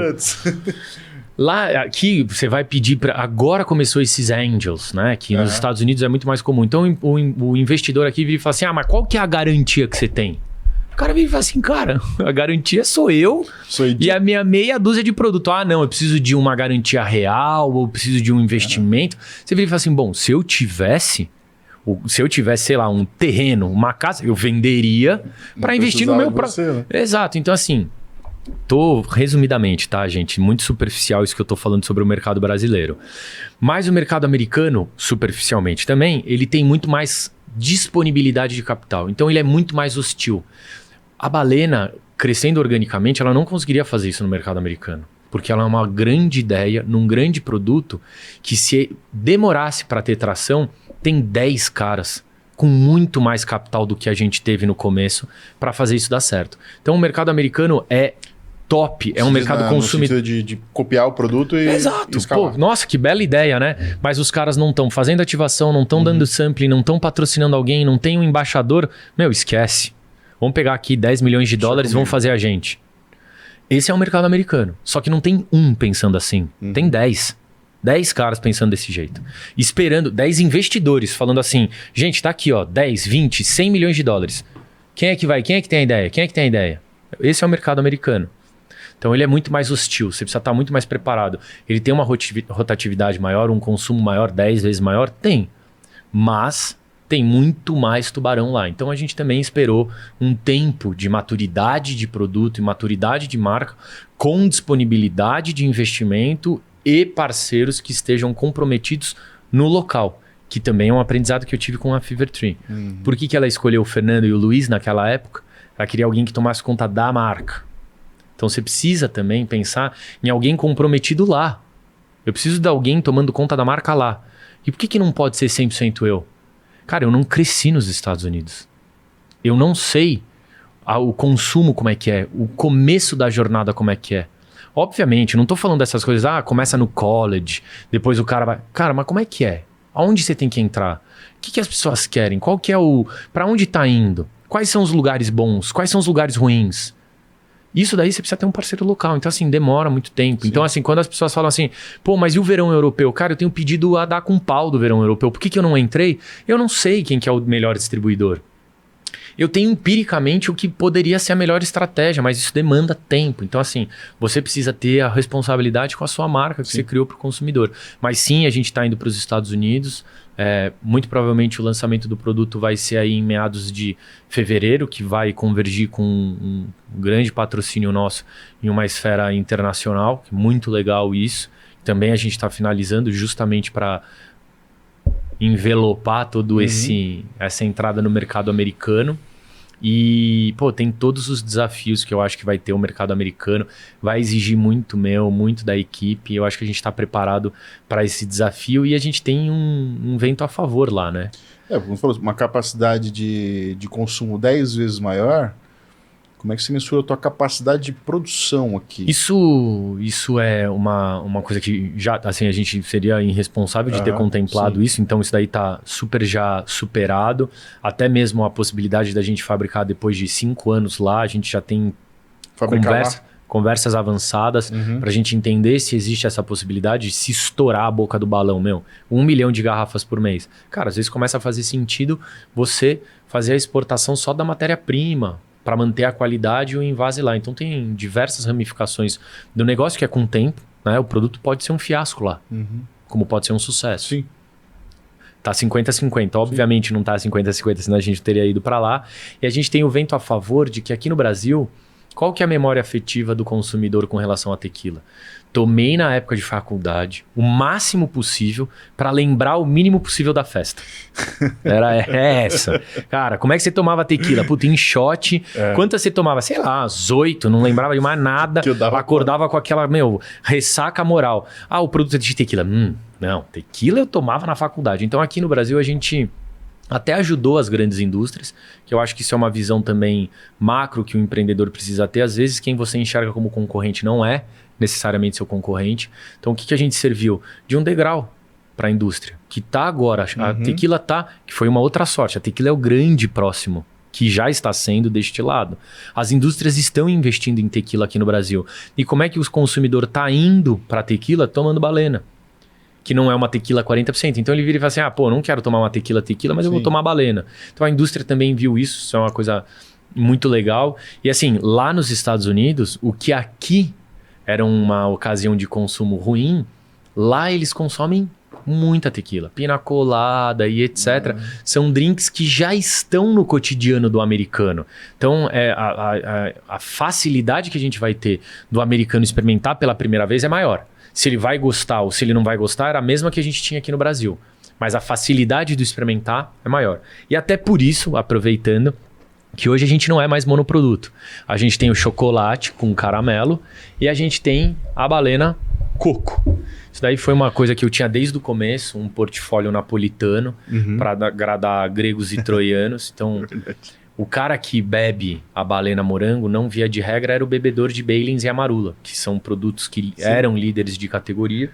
Hoje, para você ter uma ideia, a Balena é o segundo licor mais vendido do país, só atrás do licor 43, que faz um trabalho fantástico, é um produto de, quase centenário. Atrás da gente tem Baileys e Amarula, que são produtos fantásticos. Eu, particularmente, comecei a tomar licor com Baileys numa estação de esqui. Eu tomo Amarula, acho um produto sensacional. E o que é importante disso? Pô, o Fernando, dono da Balena, falando dos produtos desse jeito. Cara, você não vai fazer a onda sozinho. Sim. Se a Balena estivesse sozinha no mercado, a gente não estaria onde a gente está. Só uma marolinha, né? Só marolinha. Eu preciso de concorrentes de alto nível para a gente fazer o mercado. A concorrência ela é saudável. Ela é uma concorrência saudável. Então hoje a gente é o segundo licor mais vendido. E na plataforma online, que é a maior plataforma de e-commerce do Brasil, é mais de 50%, que é o Mercado Livre, o morango está em primeiro, o chocolate está em terceiro e o coco, que é o mais novo, já está em quinto. Então, assim, isso é um resultado... vende igual água, o Fernando e a equipe estão lá atrás do computador tirando o pedido, vocês estão enganados. Você perguntar para qualquer um da equipe, eles vão falar, cara, é ao contrário, ao inverso disso. É um trabalho de marca muito grande, que é um pouco do conceito do que a gente tem em Balena, desse efeito de comunidade. Cara, quem que é o público-alvo da Balena? A gente desenhou a Balena lá atrás como a Havaiana, ela é para todo mundo. Pô, mas esse conceito é muito amplo, isso não funciona no marketing, não funciona se você não faz um conceito de comunidade. Então hoje a gente tem uma comunidade. Se o cara gosta de automobilismo, se ele gosta de windsurf, se ele gosta de wakeboard, se ele gosta de paraquedas, se ele gosta de coquetelaria, se ele gosta de shot, se ele gosta de milkshake, se ele gosta de rosa, se ele gosta de creme, se ele é novo, velho, se ele gosta de Instagram, se ele gosta de LinkedIn. Então, o efeito comunidade, se ele gosta de boné, a gente fez uma collab com a New Era. A gente até fala que existe hoje um consumo de Balena que não é nem do produto. As pessoas querem consumir a marca. Então, a gente fez um intuito de comunidade, um efeito comunidade muito grande, que aí o qualquer um, que às vezes parece super raso você falar que a Balena é para qualquer um, é o cara que se identifica em algum ponto nosso. Então você pode ser conecta com velho, velho, novo, homem, mulher, opção sexual, qualquer coisa, classe, faixa etária, porque a gente fez uma comunidade muito forte, uma comunidade com um objetivo muito forte, aspiracional. Mas aí vem o outro lado. Talvez esse seja o jeito mais difícil de você construir uma marca. É muito difícil, é mais fácil um outro caminho. E aí tá uma outra grande barreira de entrada. As pessoas, elas não querem mais tomar um licor. Elas querem tomar balena. Existem outros licores que acabam copiando a gente. Literalmente, tem processos aí rolando e etc. Não vai dar certo, porque as pessoas querem tomar balena. Aquele licor rosa que as pessoas pedem, eles já pensam em balena. Então, quando vira e fala assim, aquele licor rosa, quero tomar aquela 2 shots, bebida rosa. Se vem uma coisa diferente de balena, o cara fala, não quero. É tipo, nas devidas proporções, é tipo a gilete para lâmina, é tipo chiclete para goma de mascar. Isso é uma coisa que é muito difícil, é um trabalho incessante. Todo dia a gente acorda pensando como nós seremos disruptivos para os nossos clientes. O brand realmente o brand de vocês é fantástico.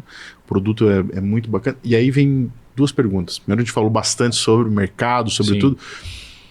Como é que tu inseriu a balena no mercado? Foi direto com os bares, né? Ou já foi direto para o supermercado, para a gôndola? Eu acho que... E segundo, como é que toma? Acho que assim, né? Acho não. Tenho convicção, né? Certeza de que, pelo menos a estratégia que eu sigo, podem ter outras, mas é a criação do desejo. Hoje, por que você consome alguma coisa? Você deseja aquilo. E existe uma validação desse desejo. Então, bem rápido aqui, né? Você como marca, você precisa criar o desejo no consumidor. Então, você precisa impactar ele de alguma maneira. Então, vou falar por mim. Vamos supor que o Steve Jobs fosse vivo. Só para a gente exemplificar aqui. Como é que eu seria impactado? O Steve Jobs, num dia corriqueiro dele, de celebração, brindando com uma bebida no cotidiano dele rosa. Esse cara, para mim, é um formador de opinião. Então eu vou olhar aquele cotidiano dele e vou falar, cara, o que é aquilo ali que ele tá bebendo? Aí eu vou atrás, pesquisar, garrafa rosa, shot. Pô, apareceu lá a balena. Isso daqui.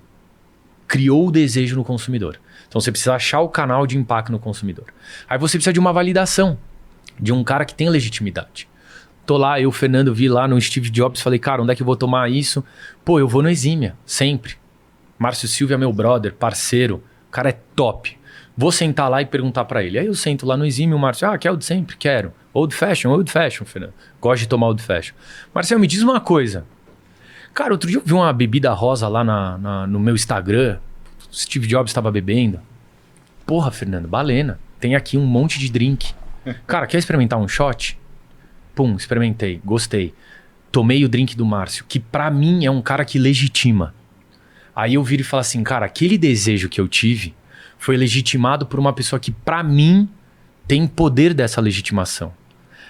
Quando eu tiver, aí depois dessa jornada completa, quando eu tiver lá, eu, Fernando, andando na gôndola, eu vou olhar e falar, porra, tá aqui o produto.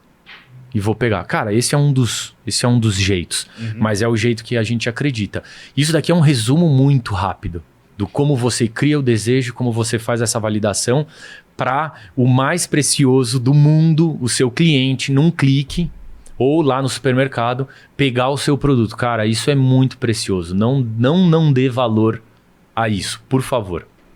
Aí tem outra jornada, que é como você faz com que o cliente recompre seu produto e ele seja impactado de maneiras diferentes e ele se identifique com o seu produto. Aí vem muito do nosso conceito aspiracional.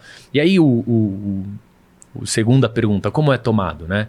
Por muito todo mundo falou, cara, a balena vai ser moda, todo mundo toma em shot, você tem que parar com isso, etc. Eu já tinha enraizado na minha cabeça de que uma bebida se perpetua quando ela passa, que é um conceito que eu aprendi isso vivendo com os barmans, na época de Fever Tree, dos outros produtos.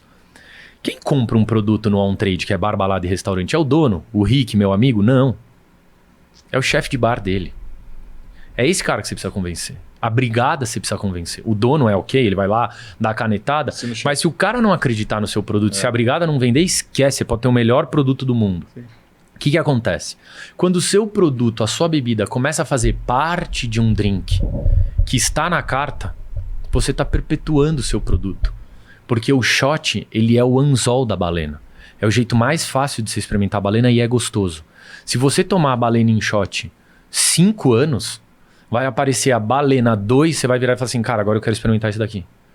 Quando você está inserido com drinks para o consumidor, seja two steps para ele reproduzir em casa, do que eu estava falando para você sobre a sessão que a gente tem e o Márcio faz receitas para gente, como numa balena colada, que é uma releitura e tem já em vários restaurantes, e você faz um produto suficientemente legítimo, com qualidade, para você ser parte de drinks, aí o seu produto começa a ser comprado organicamente pela casa.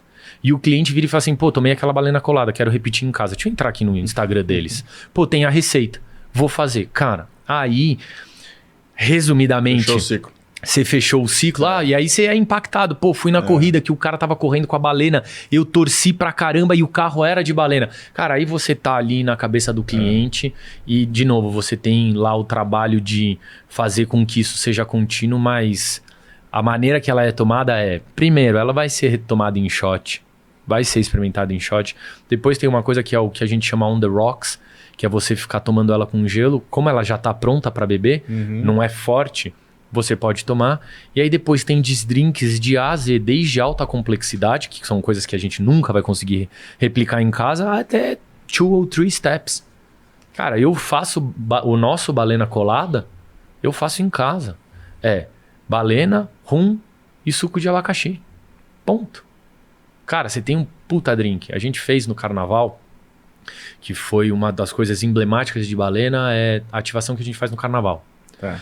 E a gente teve um camarote... Anotou aí, não? Vamos deixar a receita na Vambora. descrição aqui, hein? Tem lá no Instagram, para quem quiser, quem quiser tem todas as receitas de balena, tem no Instagram e no canal do YouTube.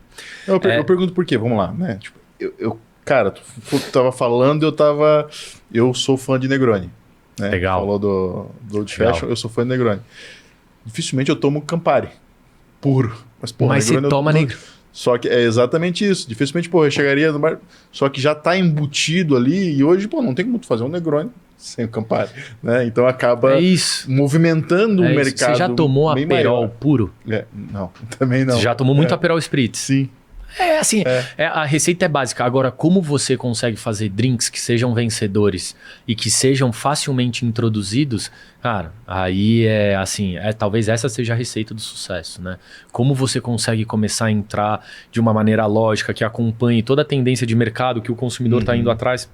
Então, acho que isso é parte aí da magia de como a gente acaba fazendo as coisas. E aí é conhecimento, aí acaba sendo vivência. Mas aí, voltando ali da festa do carnaval, cara, a gente teve uma validação enorme. As pessoas queriam os 3 drinks. A gente tem o Balenita, que é com morango, o Espresso Balena, que é com a de chocolate, e tem uma variação dele que é com whisky, o Espresso Balena com whisky, que esse drink é um dos meus favoritos.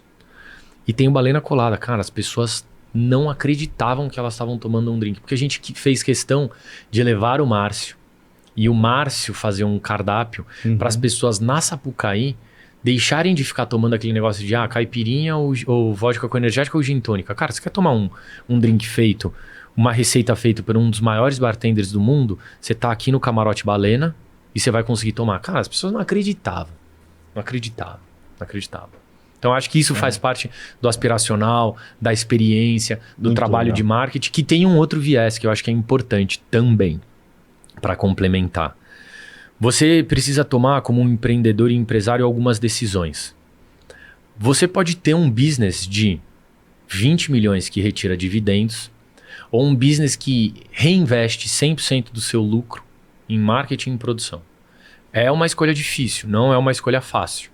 Hoje, a Balena, e desde o começo, ela é uma empresa e uma marca que reinvestiu 100% do lucro dela em marketing e em produção. Então, o caminho não é fácil. Então vou fazer a Balena 2. Cara, pode fazer. Vai lá, tenta a sorte. Ou vou fazer um outro produto.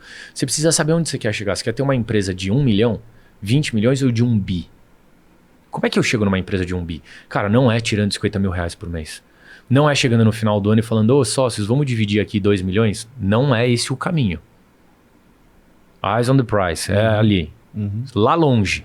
Em 7 anos, em 10 anos, eu vou fazer uma empresa que vale 1 bi. Como você vai fazer isso? Reinvestindo 100%. Essa daí é uma receita básica. Então entenda também qual que é a sua ambição e qual que é seu objetivo. Nada contra quem faz uma virada de dividendo de 2 milhões e não reinveste. Não é esse momento e escolhas. Né? Momentos de escolhas. Desde o começo. Escolha para cada um. Escolha de isso. vida, Mas grande parte da responsabilidade Sim. de estar aqui e grande parte das coisas que a gente fez disruptivas é porque a gente tem esse mantra. E ninguém constrói nada, né, fabuloso, nada gigante, nada tão grandioso sem não é sofrimento o nome, mas sem sacrifício. Sim, né? sim. Cara, tem que se sacrificar durante um Sim. tempo para chegar lá na frente e poder realmente colher frutos muito maiores. Exatamente. Né? Legal, bem interessante. O quanto você está disposto a se sacrificar, né? É importante isso daí, meu. Tudo depende do momento da vida também, de cada um, obviamente, né? Cara, claro. E nada assim, de novo, voltando àquilo que eu falei, gente, isso daqui vocês, peguem fragmentos do que eu tô falando, não é verdade absoluta e eu não tenho a receita do bolo. Eu estou aprendendo também dia a dia. Não, mas é fantástico mesmo o jeito que... Porque eu acho que para mim o principal é o jeito que você trata a sua marca, né? O carinho que você tem por ela, sabe? E aí, cara, é um filho. Claro. Né?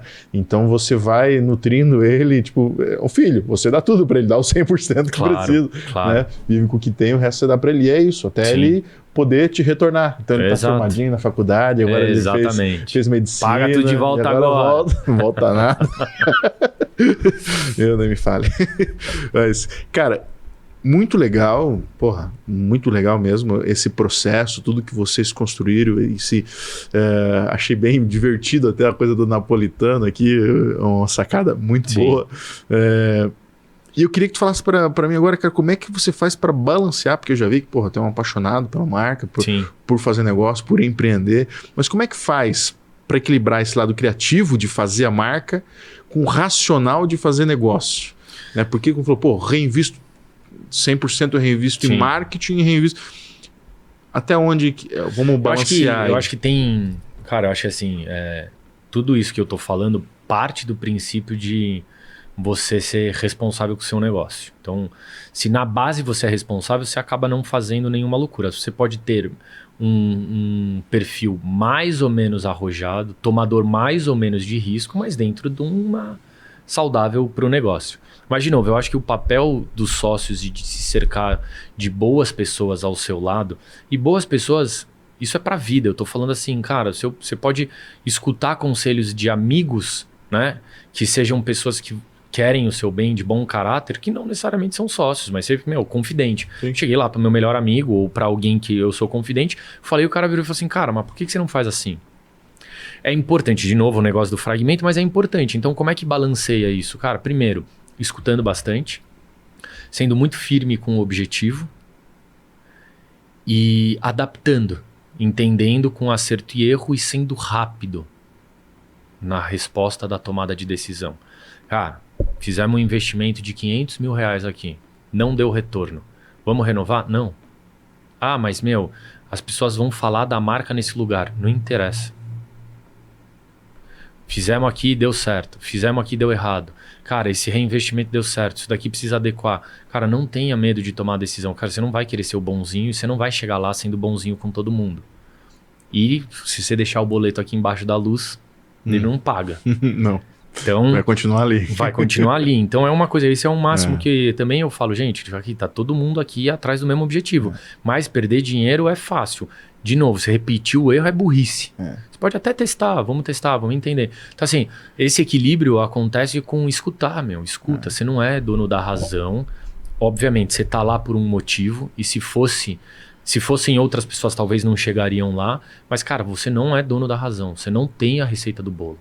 Então, vai escutando, vai manobrando com o objetivo. O importante é o objetivo.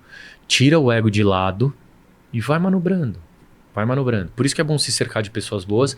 E a gente tem uma boca e 2 ouvidos para escutar mais do que a gente fala. No comecinho você falou realmente sobre, cara, lá na parte da M&A lá, né? Entender as empresas, como é que elas funcionam, tal, o processo. Para mim isso é bem interessante. Queria que tu falasse um pouquinho sobre isso. Quais os KPIs que você usa? Obviamente deve ter no teu processo ali para ter essa tomada de decisão. Onde é que você olha? Tipo, o que é? Tipo, bem, só retorno? Investir tanto, tem que ter um ROI de tanto, tem que voltar ou não? Ou tem alguns KPIs eu acho que tem, realmente de performance? Eu acho que obviamente o comercial ele é regido por KPI de performance, que não é nem KPI, é performance. Isso daí já é um KPI, o KPI é a performance, então o comercial ele é regido por performance, que eu acho que é importante. E eu acho que o cara que tem o tino comercial, ele sabe que é isso. Ele sabe que vai ser pressão e ele sabe que lá na frente, quanto mais ele vender da melhor maneira possível, ele vai ter cada vez mais uma fatia maior do bolo. Que é importante. Cara, você não constrói sozinho, você precisa da sua equipe comercial. Então, acho que um grande KPI para a equipe comercial é performance. Precisa ser analisado. Infelizmente, isso eu aprendi com um sócio meu também, que você é tão forte quanto o mais fraco do grupo. Então assim, cara, você imagina se eu sou lá, um vendedor, que tenho, sei lá, 50% da carteira, trabalho 24 horas, dou meu sangue, tô passando mal, indo pro hospital e tô no mesmo barco do cara que acorda 8 horas, vai devagar, visita 2 pessoas, vai lá participar das mesmas atividades, tem as mesmas remunerações. Você vira e fala assim, cara, desculpa, não dá. Então assim, performance é regida pelo KPI.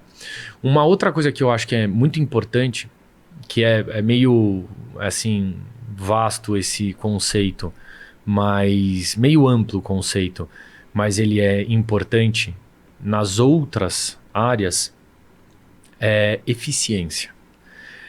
O ROI, né? Muita gente fala, principalmente em marketing, ROI. Eu já divido em 2 ROIs lá dentro. O ROI institucional e o ROI puramente. Cara, o que é o ROI? Retorno de investimento. Cara, tô vendendo no Pão de Açúcar 10 mil garrafas por mês. Coloquei 50 mil reais de campanha. Quantas garrafas eu vendi a mais? No raso de um ROI. Né? Começa aí pela métrica. Então é o retorno sobre o investimento daquilo que você tem tangibilidade. O ROI institucional é um pouco menos tangível que isso. Fiz um patrocínio de R$1 milhão para a marca estar exposta na Paulista. Quantas garrafas eu vendi a mais que isso? Cara, é muito mais subjetivo, muito mais difícil. Como é que você sabe que veio de lá? Como é que sabe que veio de lá? Então, o que a gente começa a fazer, e eu acho que entra tanto em marketing, quanto em trade marketing, quanto em outros setores, é, eficiência e análise pontual de cada coisa. Cara, existem coisas que literalmente é por feeling. E realmente por feeling. Cara, não vai. Assim, se você vai fazer um awareness, pensa, quantas pessoas olham para Paulista, para o relógio do Itaú lá? Cara, sei lá, milhões. Você tá disponível para ser comprado por esses milhões? Aí o que eu quero dizer é, a eficiência do seu anúncio, que não é nem o retorno, mas a eficiência. Ele pode ser caro, mas, Fernando, sim, a gente está lá, disponível para todo mundo que passa pela Paulista. Pô, então talvez faça sentido. Por mais que não tenha o retorno, se a gente está minimamente disponível, a pessoa vai ver lá na Paulista e tá num supermercado. Cara, não, nem estamos disponível para tudo isso de gente. Vale a pena fazer um anúncio na Paulista? Já nem é eficiente, não é nem que você vai calcular o ROI. A eficiência daquele anúncio já, acabou antes do ROI. Você nem tá no ponto de venda para todo mundo que passa na Paulista, mas você vai querer... preparado. Você entendeu? Então, eu acho que o primeiro KPI é a medição de eficiência, seja ela com promotor em gôndola, seja ela em fazer material promocional, seja em contratar uma agência externa ou não, entrar num evento ou não. Tem várias coisas que eu acho que são medidas no nosso KPI como eficiência. Hoje, efetivamente, essa eficiência acaba sendo uma coisa mais tangível. Por quê? Uma outra coisa que é importante, estude o seu mercado no sentido de hoje a gente tem várias plataformas que são leitores do mercado em desempenho do nosso próprio produto. Então a gente tem muito feedback não, a gente tem análises numéricas de como a gente está, de capilaridade, market share por região. Então, assim, você não pode, é muito mais... a sua responsabilidade se torna muito pesada quando você só faz pelo feeling. Você pode conseguir acertar, só que a probabilidade de você errar começa a aumentar e o jogo fica muito caro. Cara, você precisa ser guiado pelo seu feeling. Mas depois de um determinado volume de tamanho de negócio, cara, não. Produção, investimento em PDV, região, aonde a gente vai investir mais em marketing ou não, vamos desenhar uma campanha para um lugar ou não, cara, estuda seu mercado, é análise ao contrário, é a análise, né? A análise ao contrário, é o que você tem de feedback. Sim. Meu, assine os leitores, cara, eu não consigo assinar, uma Nielsen, a gente também não consegue, é extremamente caro, isso é para multinacional, existem outras plataformas, outros softwares de leitura que você começa, ou se não, vira e vai no seu público-alvo e faz a pesquisa você mesmo. Chega lá no seu on-trade, senta, pede lá uma água com gás no bar e começa a olhar. Cara, o que os caras estão pedindo aqui? Putz, os caras estão pedindo gin tônica. Não, os caras estão... Aqui esse bar é bebedor de uísque, só viu uísque puro. É o lugar de você fazer um investimento de on-trade? Não. Pega a sua pastinha e vai pro próximo bar. E, negócios cresceram desse jeito. O boom do negócio da Smirnoff foi porque o cara foi de bar em bar tirar foto com os barmans. Essa história é muito legal e rápida. Vou resumir ela. O cara que pegou a representação da Smirnoff nos Estados Unidos, ele pegou pós-lei seca. Nos Estados Unidos, que veio porque os caras faziam um destilamento tão ruim quando era lei seca, que o uísque era transparente. De má qualidade. Tinha chumbo, igual aconteceu agora com a falsificação. Os caras tomavam uísque de má qualidade transparente e ficavam cegos. O mercado americano, não vamos, proíbe tudo, ferrou, beleza. Quando liberou, o cara virou e falou assim, eu tenho a vodka mais vendida na Europa. Veio com a Smirnoff embaixo do braço. Chegou com um produto transparente. O que o americano achava do produto transparente? Má qualidade. Aí ele, começou a matutar. Como é que eu vou fazer esse produto ser vendido? Cara, tem várias teorias aí sobre a caneca de cobre. Então não vale a pena eu colocar uma aqui, mas teve uma teoria que a mulher dele também trabalhava lá numa caneca de cobre, num lugar de caneca de cobre. Ele pegou a Smirnoff, fez um drink, que tá lá o Moscow Mule, etc. Ia de bar em bar e tirava uma foto dos caras usando aquilo. Virava e falava assim, esse drink aqui que eu te fiz, minha mulher não acredita que eu tô indo trabalhar e vender bebida. Ela acha que eu tô indo me divertir. Deixa eu tirar uma foto sua pra eu provar pra minha mulher. O cara lá ia e tirava foto. Próximo bar ele fazia a mesma coisa. Revelou as fotos e passou a chegar nos bares e falar assim, não sei você, hein, velho.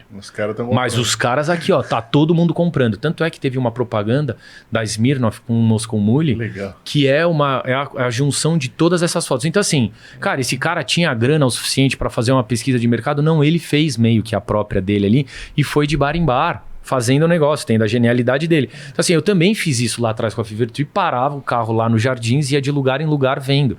Então, preciso ser grande como a Balena ou como todas as outras marcas, que hoje é compartilhado todos esses custos com todas as marcas, para ter isso? Não.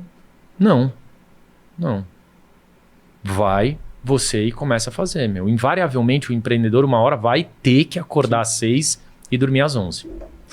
Fazer nem que seja o famoso cliente oculto, né? Exato. Vai ver se estão vendendo. Eu faço isso até hoje.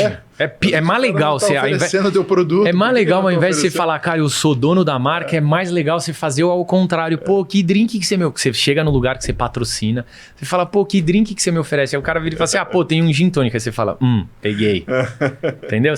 É o mais legal, ao invés de falar que é dono da marca, é fazer o cliente oculto. Isso é legal pra caramba, porque até pra ouvir também, né? Sim, como é que estão oferecendo o seu produto? Às vezes não está de acordo com a tua cultura, não está de acordo com o que você está querendo entregar. Né? Exatamente. Então, bem bacana mesmo.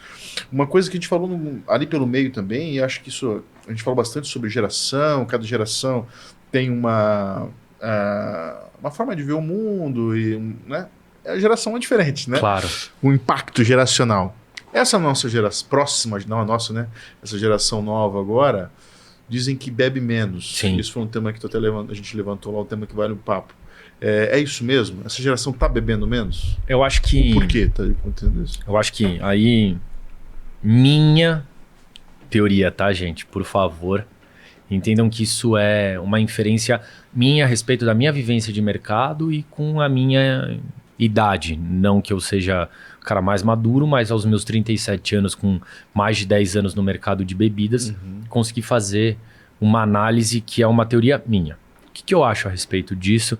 Que eu acho que, assim, essa teoria é embasada com alguns acontecimentos históricos, né? Tudo é muito cíclico, né? E a nossa geração, por incrível que pareça, foi a geração que mais bebeu e mais bebe. O destilado, o álcool em si, ele é ele culmina numa coisa de celebração. Você acaba bebendo para celebrar alguma coisa, você abre um uísque e fuma um charuto. Isso eu tô falando de filme, né? Hollywoodiano. Quando nasceu um filho ou quando você fecha um negócio, você estoura um champanhe quando você tá num ano novo ou quando você fechou um negócio. Então ele vem muito da celebração. O que eu acho que são ocasiões de consumo cíclicas. Hoje o comportamental do jovem, 18 anos até os 24 anos, ele não quer beber o champanhe, porque ele acha que aquilo não se comunica com ele. Ele não tem aquela imagem de Hollywood dele, abrindo um champanhe porque comemorou um negócio. Ele quer que algo seja, de fato, dentro da rotina dele, faça algum sentido. Por isso que a gente tem um aspecto aspiracional muito grande e por isso que a gente está nadando numa geração que as marcas estão perdidas em como se comunicar. Então eu acho que assim, as gerações estão bebendo menos, existe uma linha de consumo com relação às gerações AAA terem uma escolha mais saudável, ter tempo para fazer yoga, etc. Isso é em cima da pirâmide. Que o consumidor ele tá mais responsável, sim, tá mais responsável. Mas na verdade não é que ele tá bebendo menos. Ele tá querendo verdadeiramente ser impactado. Então não adianta mais você fazer uma propaganda de um produto que seja consumido porque a mulher é gostosa. Sim. Ou não adianta você fazer uma propaganda de que porque o cara é um cara de terno bem sucedido tomando um uísque. Cara, o que isso se comunica? Então eu acho que assim, existe uma responsabilidade de um gap com relação à indústria e existe uma geração que ainda precisa entender como é que ela quer ser representada. Então eu acho que esse é o primeiro grande lance. Quando me falam, os jovens estão bebendo menos, se ainda me clusterizam o AAA, eu falo, beleza. Se você desce um pouco, eu te dou exemplos aqui de festivais que eu falo, eu não sei onde é que os jovens estão bebendo menos.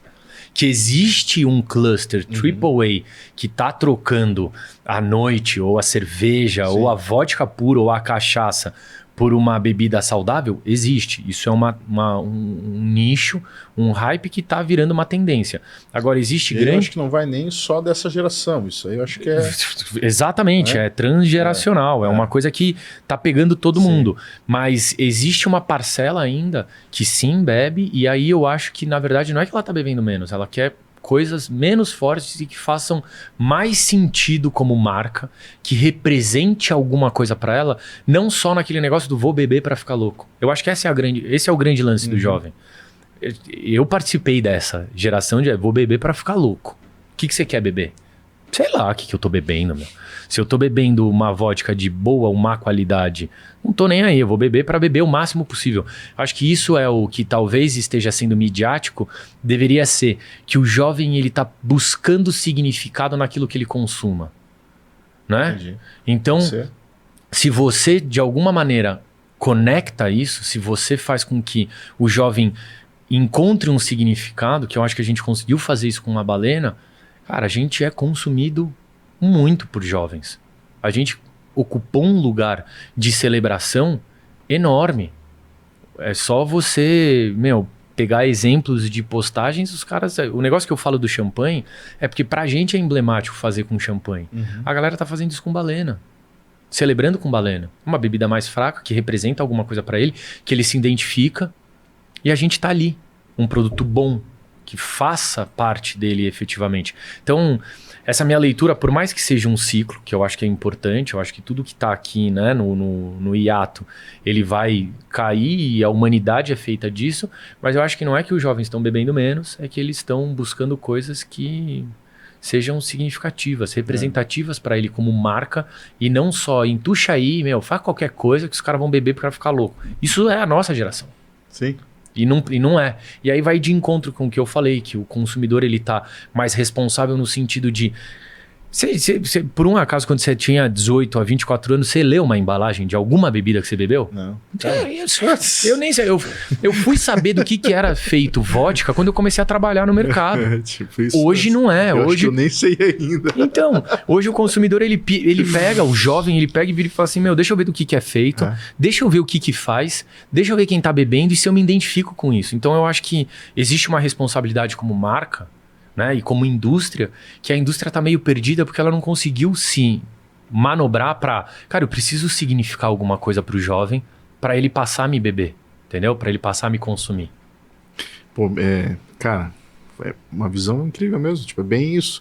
Como é que eu vou me posicionar no mercado de uma forma que... É difícil falar de bebida também, de álcool, então pô, como é que eu me posiciono, como é que eu levo isso de uma forma que seja realmente um lifestyle, cria essa comunidade e também fala, porra, aprecia com moderação, porque acho que faz todo sentido. Mas né? Tudo em excesso é ruim. O não em excesso é ruim, o sim em excesso tem que ser legal. Aquilo que você falou, pô, tomar 5 shots pra não lembrar mais. Porra, perdeu de repente. Vou te falar uma coisa que representa muito isso. E você também faz parte dessa geração, não que seja certo ou errado, mas é comportamental. Eu ia no bar, pedia uma caipirinha, o cara chegava e eu falava, mano, dá um chorinho aí pra mim. Você fazia isso também, né? Pô, todo mundo. Isso não existe. As pessoas não querem mais sentir aquele gosto de álcool. Você perguntar pra alguém de 27, 25 pra baixo, o cara vai falar assim, mas o que? Chorinho pra ficar mais forte? Pra ficar com mais gosto de álcool? Não. Eu quero drink gostoso. Então, assim, isso é um reflexo. Não, então os caras estão bebendo menos. Não, na verdade, não. Eles estão bebendo coisas menos fracas, mais gostosas, que signifiquem alguma coisa, que a marca se comunique com alguma coisa de algum jeito com eles. Então, literalmente, você se adaptar. Ao mesmo tempo, a gente não pode esquecer dos outros. Então, é um trabalho como marca. Cara, show de bola. Bom, já tomei bastante teu tempo aqui, Imagina, né, Fernando? Foi, isso. Cara, estamos lá, já extrapolou um pouquinho bastante a mais do que nós tínhamos. Tem muita coisa, cara. Pô, tem um monte de pergunta para te fazer, mas eu vou deixar para uma próxima. Quem sabe a gente consegue. Vambora, vai ser um prazer. Obrigado por ter aceitado o meu convite de novo. Muito legal poder conhecer mais a tua jornada, poder conhecer todos os teus negócios, aí, o teu jeito de pensar e ver o empreendedorismo. Conecta muito com o que eu acredito também. A gente conseguiu falar um pouquinho sobre isso aqui. Tem muito o que falar. Pô, tu tem várias outras marcas também, né? Mas obrigado, cara. Pô, quem inclusive uma marca Health, que é a Moving de proteína. Pois é. E várias outras. Não falamos da saúde, não falamos... Sim. Já deu 2 horas de programa. Sim. Não falamos do Real Estate ali. Real Estate. Então, tem bastante coisa ali, mas a Balena realmente é um produto fascinante. E tá no holofote mesmo. Tá num momento muito legal, assim. Eu conheci o produto, como eu falei, há pouco tempo também, não faz muito tempo. Fui me aprofundar, entender um pouquinho melhor ali o conceito, o que vocês têm trabalhado, como vocês têm trabalhado a marca. Realmente o brand é fora de série, o jeito que vocês se posicionam, a construção de comunidade. Gostei bastante, parabéns. E valeu pra caramba o papo aqui. Quem quiser conhecer a Balena e as outras marcas do grupo, como é que faz? Cara, só o Instagram. Vou resumir para ser mais fácil. Eu vou deixar lá. Pode entrar no meu. Tem todas as descrições.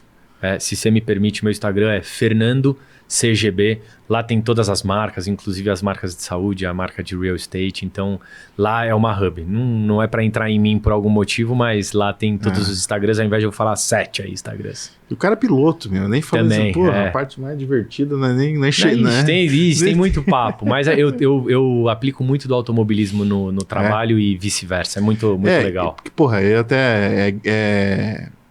é algo realmente relevante com relação à performance. Sim. Como é que, trabalho em equipe. Trabalho em equipe, concentração, de estar ali focado naquilo. Então, realmente tem muita sinergia com os negócios, né?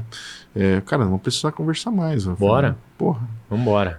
Me dá essa moral aí. Óbvio, velho. Quando você quiser, portas abertas. Galera, para você que nos acompanhou até agora, obrigado. Esse foi mais um Mentoráveis. Como toda semana, viu? Tá vendo? Parece que cada semana melhora, velho. Legal. Cada semana tá vendo um convidado mais inspiracional e mais mentor aqui.